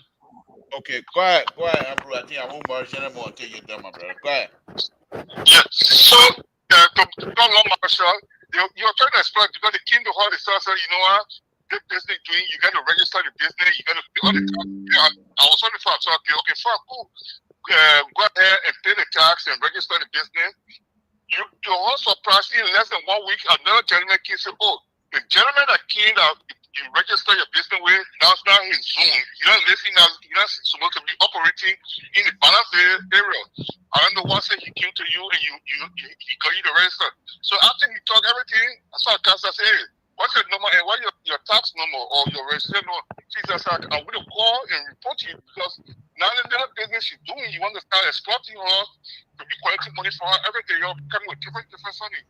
But you see, that's not what I wanted to talk about. You see, when Yeka was misbehaving in the Josiah government, people were embracing Yeka Konba. Yeka Konba was a hero. That's the perfect key. That was on the media and people yield to him. They say he's a wall. Guys, you gotta keep the noise down. Somebody is speaking. Please mute yourself. Go ahead. Yeah, Prophet King is down trying to he wants to run. I said it to you, I bet you people are going to vote for him, but when he gets there and start misbehaving, because the problem we have, we are as a Liberian or Liberian, when people turn against us, we hate them. But when they insulting people that we don't like, we hear them say, "Oh yeah, you're a hero, you so something." But when they flip the car on us, we don't like that. Because you was never supposed to be a representative in the first place. Thank you. But people in bullying him, in pressing, and making him feel like what you doing was right. And now you don't flip on them, the people not liking that. Thank you. Okay, guys, thank you, my brother. Okay, but you gotta mute yourself. You gotta get yourself off now, so the other people will. I will. Thank you, my brother. We appreciate you guys' support. Let's go ahead, Kula, go ahead. Hello. Next caller will be Jula. I'm sorry, Jula. Please go ahead. Julu. Okay. Did I say July? Okay. Well, I'm from Town. I don't know how to. I know. Go ahead. Yeah, thank you for taking my call. I enjoy the topic tonight. Look, nothing wrong with young people in Liberia. The problem is, I don't know. If you go back, I think the young people, they were more proactive than the young people these days have fought war. They're not proactive. They think that, politician is above them, or they should worship the politician and everything will be fine. They're not thinking about the future. But you're talking about the $16 billion that Mother said brought into the country. How about the way Judy Bryant received the $520 million? What happened to that money? You're supposed to help young people, you're supposed to help the country. What happened? Mother said he came and said, "Oh, Judy Bryant is $250 million." In this place, that was the reason why he was prosecuted. He just died. I don't know why I'm going to say he died anyway. But my point is, what happened to the money? The international community, I think they give all Liberia to, because all that money when you take to Liberia, nothing came out of it. Look at Liberia. I didn't fight the war, or we now fight the war against me. How do you really understand Liberia? Like Bible said, nothing will change until the young people fight for that press right. I think you're really gonna enjoy the conversation with me next week. Because, okay. Hold on. Let me merge the color here. Okay. Go ahead. Believe again, nothing will change in Liberia. Nothing will change until Liberia ready to change Liberia. Thank you. If it comes to the corruption, you're waiting for the president to fight. When you're in the country, the people see your name and money. They're not hiding to see, they're hiding somewhere where you have to go pay people to look for them. But you can be saying the right thing. The young people don't do nothing to them. They just let them slide or doesn't be the life of the people. Okay, my brother, we don't preach anything. I know you're not saying violent, but anybody. Yeah, let them go to court. If you think somebody is still taken to court, go ahead, finish your point, my brother. I'm not because Liberia ain't gonna change. We'll have what you're talking about. Thank you. All right. Wow. This is Liberia, folks. Okay. All right. I believe this will be the guy who accused me of my go soup burning earlier. Call on your next in line. I don't want to call you. Go ahead. What's your name? Where you calling from? Now you don't want to say my go soup was burning. How you know?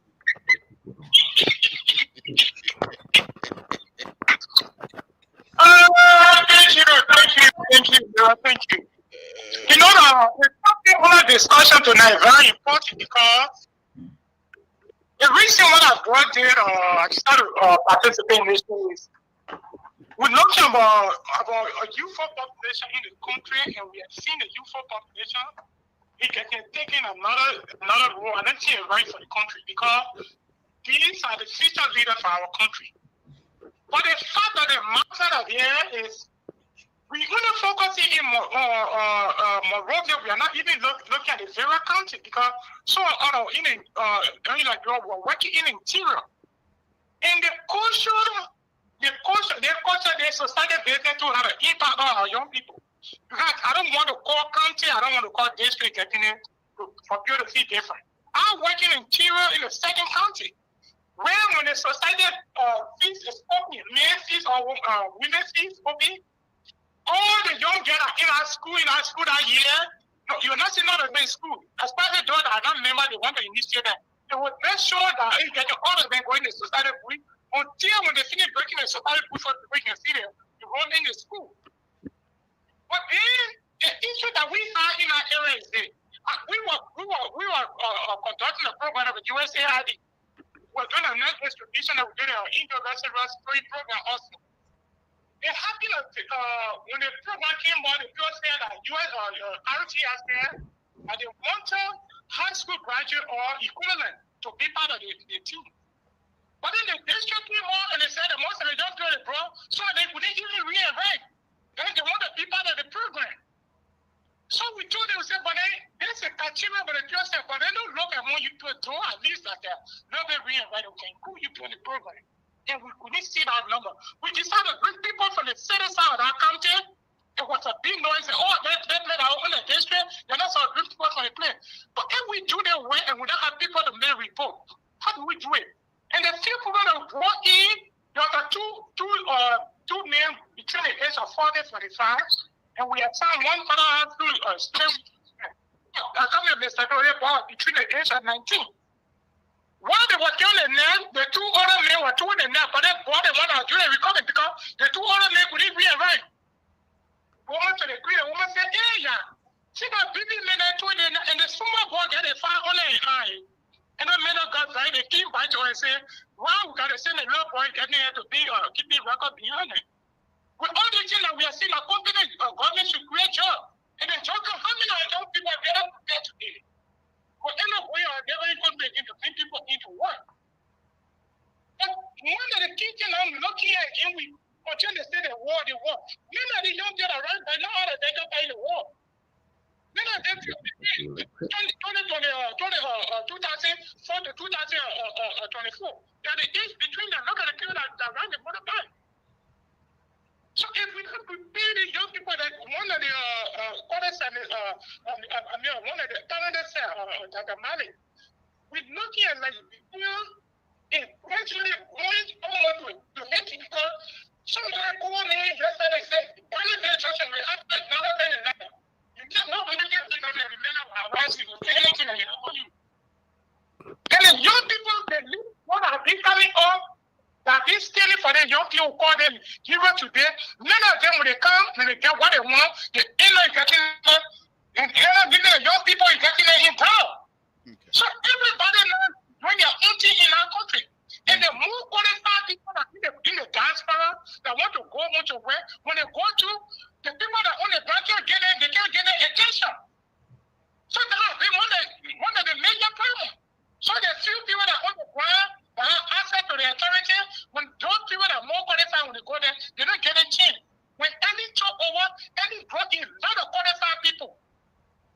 But look today, look at your worker, look at our town today. We have some qualified people there. Thank you. Then my father say go to the end and we want to play like rock and roll. Don't forget about who is in power. Don't bring in people who ever to do the job and do the job for all. Thank you. Clarence. Okay, last caller, 701 number. What's your name? Where you're calling from? What's on your mind? Yeah, Mr. Toh, thank you very much. This is Tobasi. The giant himself, the lovable giant himself.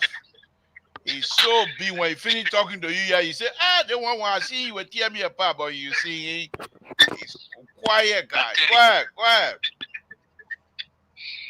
Yeah, Mr. Sue, if we want to compare the George Santos case in America, where he was expelled out of Parliament, to that of Yeke Coloban, I think it will be a little bit different. There's a difference there, because George Santos committed crime against the state, and then things, But for Yeke Koloba, he has not yet committed any crime. There's no crime here yet. There's no criminal acts yet. So that's why we told the United Party, our United Partisan brothers and sisters over there on the other side, we said, be careful, because every door has its own day. Be careful. What you accepted yesterday could come back today to bite you.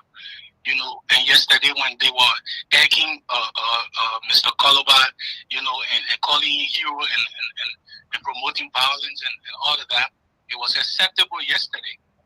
Now that the table has turned around, and these guys want to get mad, and they're calling for Yeke to be expelled. For me, I just think that what is the law? What did the law say about the expulsion of a lawmaker? What is the law surrounding that? What did language say? So that we all can read it. So that we can see what was stipulated so but for people to just come on and say, oh, you're expelled, man, we're out the constituent out. I mean, we don't even know yet. This man was elected by his constituent. This man was elected from a district. And without even going to the district to say, oh yeah, let's have a recall. Let's take signature. Let's do it the right way. But for a fellow man, somebody like that guy from Bon County, who went and broke into the speaker house, speaker office the other day, and into Yeke Koloba car the other day. He too, if we're going to violate Yeke's right, then we got to also go back and say, hey, you did XYZ, we should expel you as well.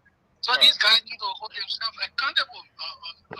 If we're going to say the law will take its course, then we should be fair to everybody. Thank you. I think the House of Parliament, just to conclude quickly, I think the House of Parliament have embarrassed themselves. I think what Madam Sally said today, the Supreme Court also, I think this time around they will come and give us a clear reading of the law so that everybody can go back to doing the people's work. Because I think the Supreme Court, I agree with Madam Sally that the Supreme Court did not rule properly. They were vague in their ruling, and so that's what caused a lot of chaos. And I hope as we move forward, they will do the right thing this time around so that the country can be peaceful. Thank you very much for the opportunity. Thank you. And you will be the last caller of the night, Giant. Thank you. Terry, he doesn't live too far from you. He lives up in North Dakota. Big guy, but so lovable Giant, I call him. But anyway, folks, thank you very much, all of you that called. And I think Dualo is saying to the likes of Samson Toe with big mouth, put your money where your mouth fit. I think because when Dualo said here that, look, we have to go back and try to bring the change that we're yearning for. You can't go back with your hand in your pocket swinging around. They will not listen to you. You heard what Clarence said. He said when you live around, you go out, they don't pay attention. But if you go with capital, when you go with money in your hand, they will listen to you. And I think Dualo is saying with this, and I will have a tough conversation with him next week. It's going to be very tough, folks. It's going to be very tough. Last, let me just say to the CEO that we will go over. There's a Victor back there. To reduce gun violence, Swiss. Who is it? You talking to me? There's a Victor. Oh, Victor come. Oh, he back there. Oh. Yeah. I come to violate somebody rioting. I'm talking about call myself liberal here tonight. I beg you. No, don't worry, Terry. All of this is intentional. We all know that. Don't worry. Okay. Here we go. But anyway, Mr. CEO, again, you give us 2 hours, and I'm asking that to let you know we'll go over by 15 minutes tonight. So help us to go over there if you don't mind. Let's start with you, Nambe. Give us your closing. If you care to make comments of some of the callers here tonight, please do so. Yeah, thank you very much, Libra, and thank you, Terry, Dr. Nelly, Jerry. Thank you all very much. It's an opportunity whenever I join you guys here. You brought in my own horizon. I learn something new every time. Thanks to the callers as well. I think we're all unanimous here in that we're saying opportunities to create opportunities in Liberia. Largely, the government has to help. I listened to what Dwelu said. Yes, you got to force the government. I agree. Power consists, you have to demand it. And I agree with him on that. I've always said here, our people, there is a lot of power that we have. We just need to understand how to use it. I think there's a lot of demands we can make on our government, not necessarily in a violent way. Terry talked about, people throwing rocks and all of that. I think that is uncalled for, and it has no place in our body politics. But yeah, you can go and do sit-ins. You can But occupy. but but even what Dwalo is suggesting, go with the money. Exactly. He's putting together a formula that will require some funding. So Right. if the politician over there know you got the money, and if they want money from you, they will listen to you. That's another way to do it, and I understand his initiative. Raise massive amounts of money, go in there and force change to the system. That might be the way to do it too. But yes, all in all, I think we're all agreeing you have to make demand on your leaders, compel them to do the right thing. And like I said, you don't need to violently go and burn tires in the street and throw rocks at people and all that. Several different ways it can be done. But what I also don't understand is they in the absence of the big wigs, the big politicians. Look, during our days, I hate to go back, but even from the high school time, we started making our voices heard. I went to Tottenham High School, from Tottenham High School, I went to Cottonham, my colleagues went to University of. But the agitation actually begins at the high school and then it goes on the university campuses. And that's how that's how our people heard from us. Soup has been very vocal How lately. did you end up at Tottenham from Matilda Nichols High School, No, GWA? actually, I wasn't looking down, so I went to Boston. Oh, yeah. I went to Boston. Poker Yeah, we, yeah, we Oh, come. Poker we. I went to Boston when I graduated ninth grade. I went Boswell. to, yeah. Poker we, chief. Okay, okay. you know. So, but but look, at, in the high Maria school we boys. had the student Euro movement, and they were feeding, the Moja fellows, on the national level, and then we had the student Ujama brigade, and then to the student integration movement, and they were feeling, feeling the UPP and other people. But the point is, we started even at the high school level. We understood the issues. We were all in the street trying to make Amos Sawyer mayor of Monrovia. That's how Yeah, the broom. The that's real how broom. much The- that's how much we understood the issues. Look, right, I tell you right. this, liberal. I used to walk. I used to live Fiamma 24th Street. I went to Tottenham High School from there. I walk every day. The late Samuel Sagwa, Edward Farley. We walked. It was nothing to us. We walk from there. We walk on Broad Street. That's where UPP office. But these days, everything. You even ask somebody to give you water to drink, you got to pay them. Everything is monetized. That is also part of our problem because everything now is being expressed through dollars and cents. Even people's votes now are being bought. Imagine you something to back in the day, selling your vote. Imagine that. That would have been the cardinal crime, cardinal Yeah, sin to yeah, commit. yeah. But such is the time, hopefully our young people will wake up because the voting age now, the young people are in the majority. So we all have When to you are help. in Tottenham High, you used to wear that beret too, that yellow. We I have mean, we not have yellow, the we maroon have beret. maroon beret, yes. And then with it, stop looking like you were in the army. That Well, we had a scarf, but we wore maroon trousers and white shirt. yeah, That yeah, was the uniform. yeah. Yes, The only thing y'all were good at over us is the eye right. we You always give me beat every school. the We eye right. The eye we right. took Tottenham over High we was took over just it was BTC just every excellent. year. We Now the did. only good thing y'all got over us, right? Other than that, yeah, go ahead. But Thank you. I will use the floor. I just wanted to make it. So thanks to our callers. I agree. We all need to go back home and do the best we can. And like what Dwello and others are doing, even the other callers. uh, Our government too, liberal, we can't overlook the fact that they have to help us to create an environment. Maybe yes, Dwalo is right, we got to force it to happen, but they should also help us, meet us halfway. Stop making these impossible demands, these unnecessary roadblocks, and making it difficult. Make the country investment friendly, business friendly. Thank Thank you you. very much for the show. Thank you. Dr. Malley, let's hear from you. And then Terry, then of course, the co-host of the real show will take us home. Go ahead, Doc. Yeah, thank you, Libra. First of all, I don't know what a Dwalu prescription actually going to succeed in Liberia because Well, you can't lead that. Well, you can't lead Dwalo to no, it. Whether you shall see or not, let Dwalo. Okay. I'm giving my conclusion. So, Dr. Malley, I'm sorry. Let me not interrupt you. I mean, let me not interrupt you, but I want to give my kudos to the CEO. Even while he's now on the show, he's fighting for me. That's why I let that guy. I like that. I like that. That's patriotism. You see, Jerry, I told you we shouldn't bring it to people on you. You see what I'm talking about? That's all right. So, I strongly want to believe that Dwalu has a very, very good intentions. But at least we forget, we are not running a normal society in Liberia. I just want to get that at the tip of our mind.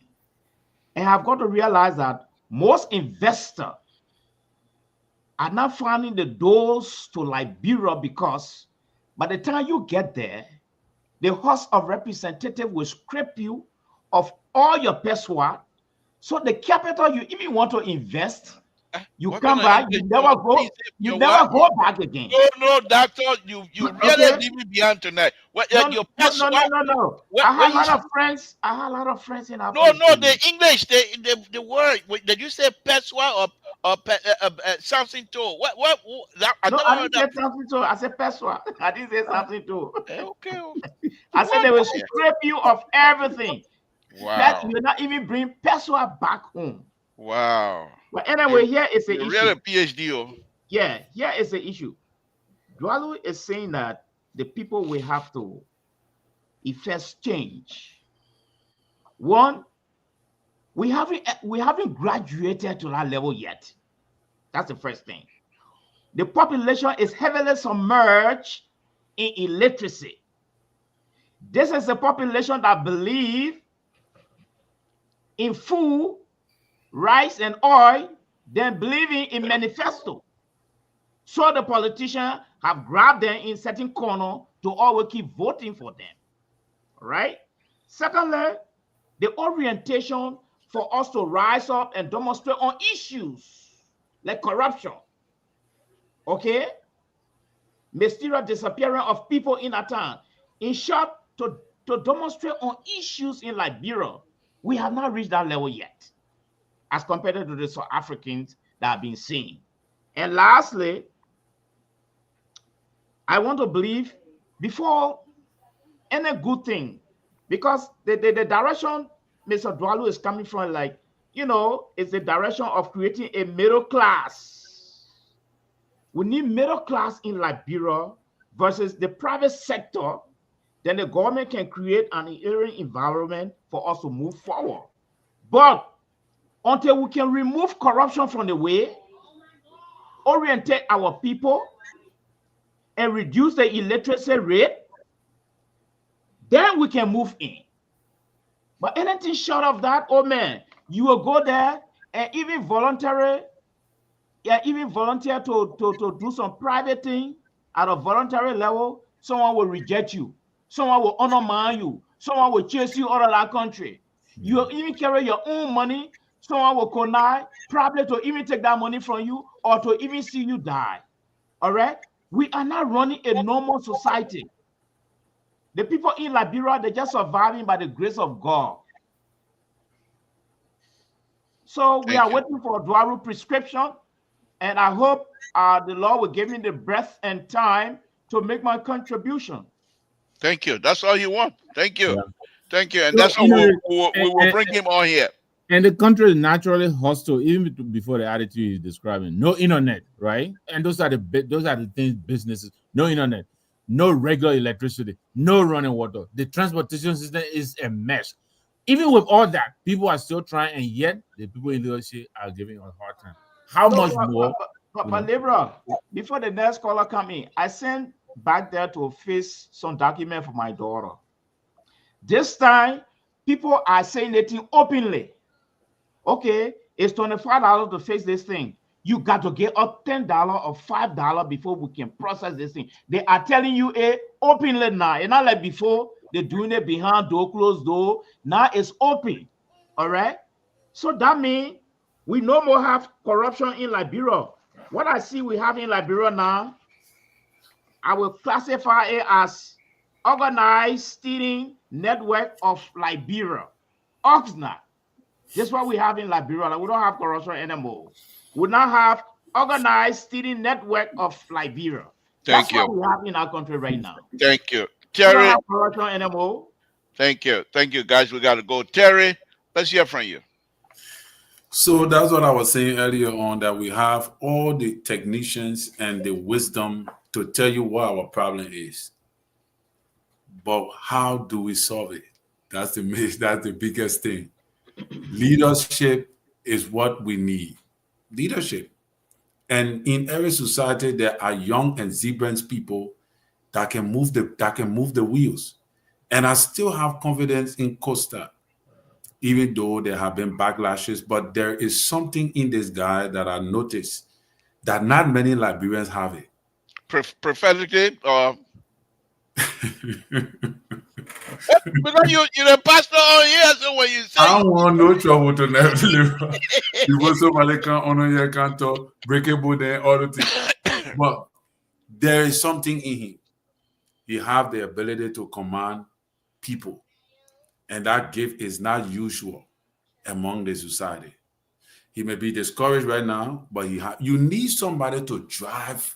There is in every generation, there is somebody that God will raise up to drive the young people into a certain direction. And I gave you talk about the Nelson Mandela era, Martin Luther. There is somebody that must be that foundation to change the trajectory of the state from a young perspective. Look at Mr. Nangwe. During his days, he just explained it was raw love for Liberia. They wanted to see a positive result. But there were people who were driving that narrative that they used to admire. The lack of backup. Dr. Sawyer, Papa Matthew, Dr. What's his name? Famuled, Dr. Tipote. Right, all those guys. You can name it. But one of the two interesting things, Terry, they were just as poor as we were. But so it was not because we were going to or gravitating towards them because we wanted money. It was the ideas. The ideas, yes. But they propelled it. They propelled it because of the gift that God bestowed upon them at the time, because God wanted that change to occur in the society. You can't just have one party system like the the American Liberians who felt that the country was for them. That was the change, but the mistake was the leadership you got brought into power changed the trajectory of the vision that you have for the country. Have we moved on from that state? It's yet to be known. So the old mat, we stay plotting on the old mat. That's why I said the foundation. So Liberians need to identify the problem. Dwalu have a vision, and we all must support that vision from the diaspora to make sure that that vision works. In as much as I agree with Dr. Mali, who is saying that, oh yeah, the society is this, the society is that. Every era and dispensation have a certain people that changes the trajectory. Forget about what happened yesterday. Think about what we can do now and how we can make it work. And that is all. That is all. Thank you. So that is what it is. But we got to. Go ahead. You said lastly. Yeah. So that's it. I just think that lastly, I wanted to say something before I go. That there are three kinds of people when it comes to leadership. They got the people who will talk about it and don't do anything. They got one of them. They got the people who will stand on the side and criticize. I'm one of them. And blame everybody for not doing what they think that should be done. Then they have the people who can make what people are saying should be done. And I think Malu fall in that category. Thank you. Thank you. But Terry, before you go, the interesting thing in the 70s, I think Tobo had it worse. He had the young people that were gravitating towards the so-called young book people, and on the theological side, he had Mother Ducle against. So it was not easy. It was not easy for them in Monreal, because when Mother Ducle, when she finished speaking on Sunday, the whole place chakra. From You Faith Healing can't, Temple. eh? She was from Faith Healing Temple. Yeah. Logan But Town. when she Yeah, opened right. her See her mouth, down there. yeah, when she opened her mouth, you will say, "My goodness." So trouble. They had a tough time. There was no way to calm situation down. The only thing I believe, strongly believe, before I go to Jerry, that helped Turbo and the two-way party, that we didn't have civil war, or we didn't even have coup before the 80, was the football player in Liberia. And the Sam Bonnet and the people that were controlling Matthew Barrow and things like that, they were doing a wonderful, because every time they put football game up, after the game, the whole city quiet. Even after riot and thing, as soon as football game start, everything quiet. So I think the football game, the people like Mama Musa there, Albert Nab, what's his name, the number 5, Gibraltar, those people who was Justin Meyer, those people, they really helped the society. To be Somebody honest, else here. the No, young, but yeah, Lebron, yeah, but, yeah. but, but Lebron, those were dark days. The people, they didn't know what they were doing. Okay, But okay. besides that, even the progressive never came to bring change in Liberia. Here we go. The Here people we were go. they think that those are power grabber. They came to grab. We were not thinking like that. We didn't have PhD those days.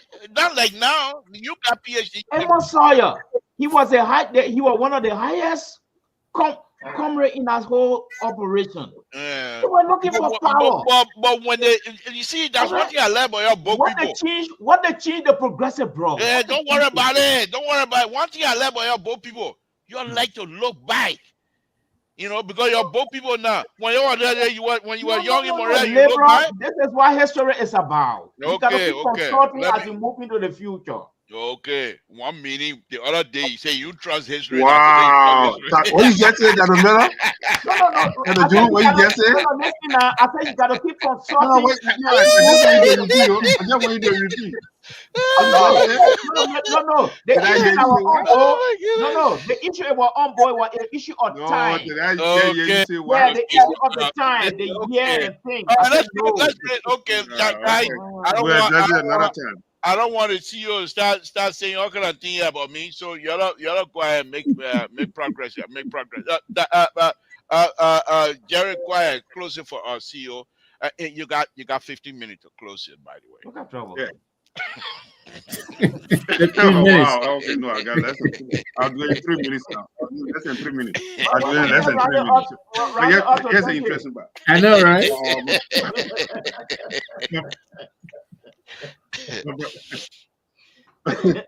But now you confess tonight. That's good. At least you know. Say, well, I know the person. No, I in know that you confess. confession, That's the good. last time we're talking about time. We said 10 years, 5 years. All right. But you gotta consult history. But that you have to draw the line. Okay. All right, Jerry, close this so we got your okay, thank you. About 30 minutes past time. I beg you. See, number 10 cool. Because Botswana, when he was going to Botswana, I was going to Nipo Junior High. So that's the whole thing. Because I couldn't go to Botswana. When I tell I went to Botswana, they say Botswana High. So we had a school system. So I can tell you at that time, if you say you live in Newtown or you live across the bridge, I will tell you which school you're going to or which school you're coming from. That's automatic. If you live on the old road, you're going to go to Tottenham High. Except whereby I went to Shadow because when the time I left school, I have to go to, when I went to Botswana said it was 4. And you're right, Jerry. I walked from looking out to go to Botswana, but then I had to move to Fiamma just to be able to go to Tottenham High School. So you're right about that. But they said Botswana were for the crew boys. So the system was set up. That's true, but that's true. That's true. So I have to go when I left Nipo Junior High, I have to go to what is school name? Charlotte. because I came from Nipo Junior High, so I got to go to Shadow because it was Central Monrovia. So the high system was set up. I went to the same school. I see why we all wear locker hair. Why you went to Charlotte Tower too? I went to Gissing. I went to Nipo. I went to Charlotte. I went to Gidel Gissing. I didn't go to Nipo. I didn't go to Tottenham. We'll have a class. We'll have MC. After Gidel Gissing, I went to Wilson. I went to Wilson High. Wilson High. One of the best. The Crown Congo school. Yes, what I wanted.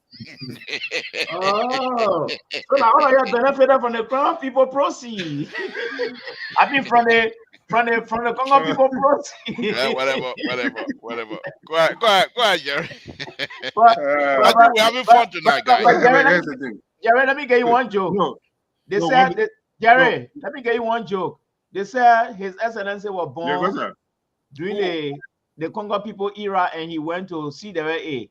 So he benefited from the proceeds of the Congo people. That was somebody told me. Every one of us, everybody benefited from the Congo people. But where the proceeds were coming from? They found out they were paying taxes. And the taxes come to Montreal. Don't go by. I listened to a biography. Is that who wrote his life story? You're right, Dr. Mali. That's exactly what the guy said. So then where the papa got the money from at that time to go to CWA? That's what I'm telling you. Let's leave that one. Gerald closed before we make I see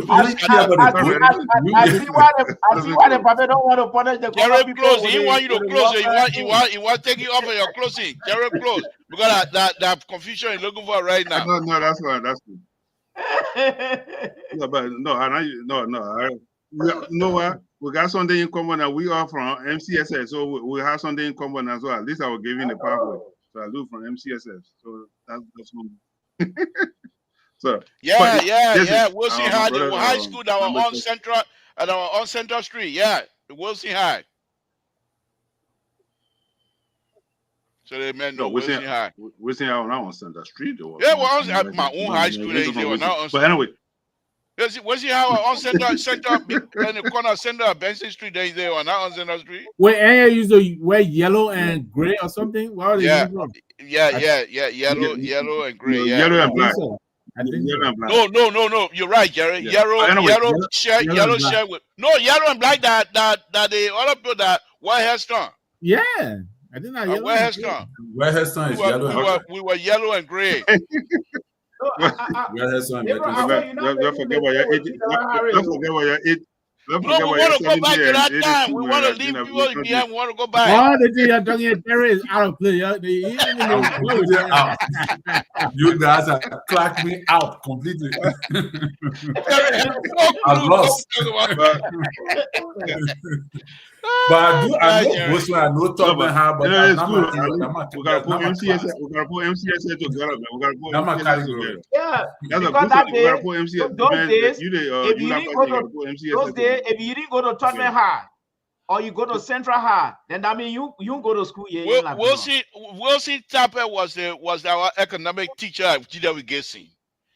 But when he comes to teach, when he finish where you are, you want to go overthrow the government.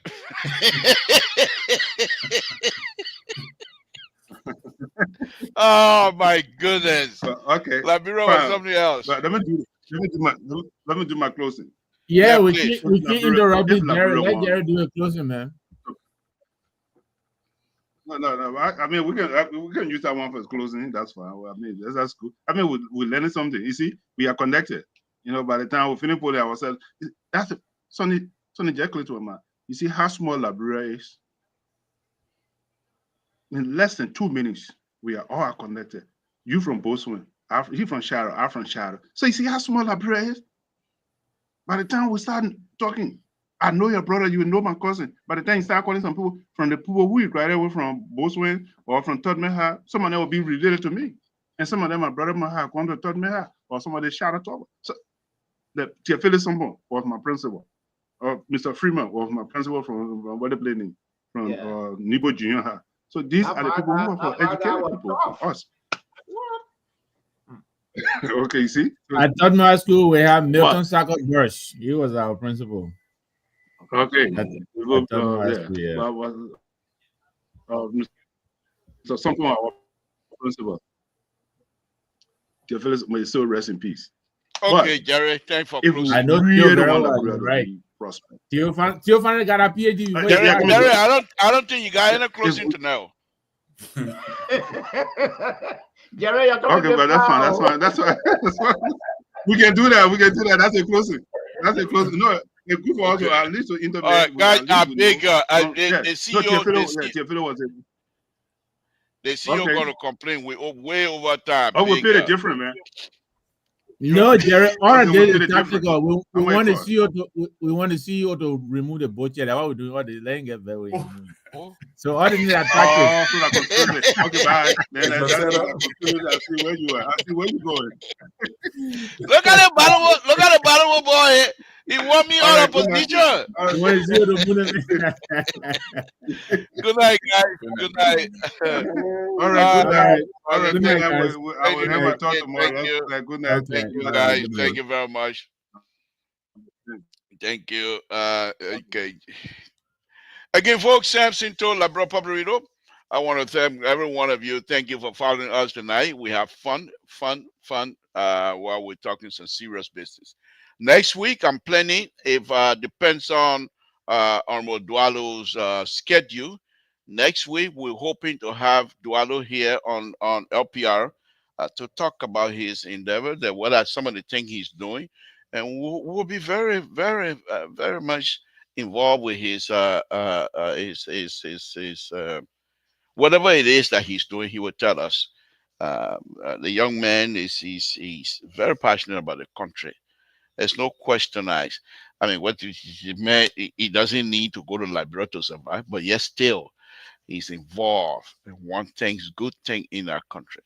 So we'll bring him on and have the conversation as well. I want to thank all of you again tonight. We will be here. Tomorrow is Friday. That will be Mr. Soul turn to educate us. We'll be here tomorrow, and we'll be able to carry on as usual. Thank you tonight. Thanks for allowing us to be late with you. We appreciate it and having fun at the same time. Good night, folks.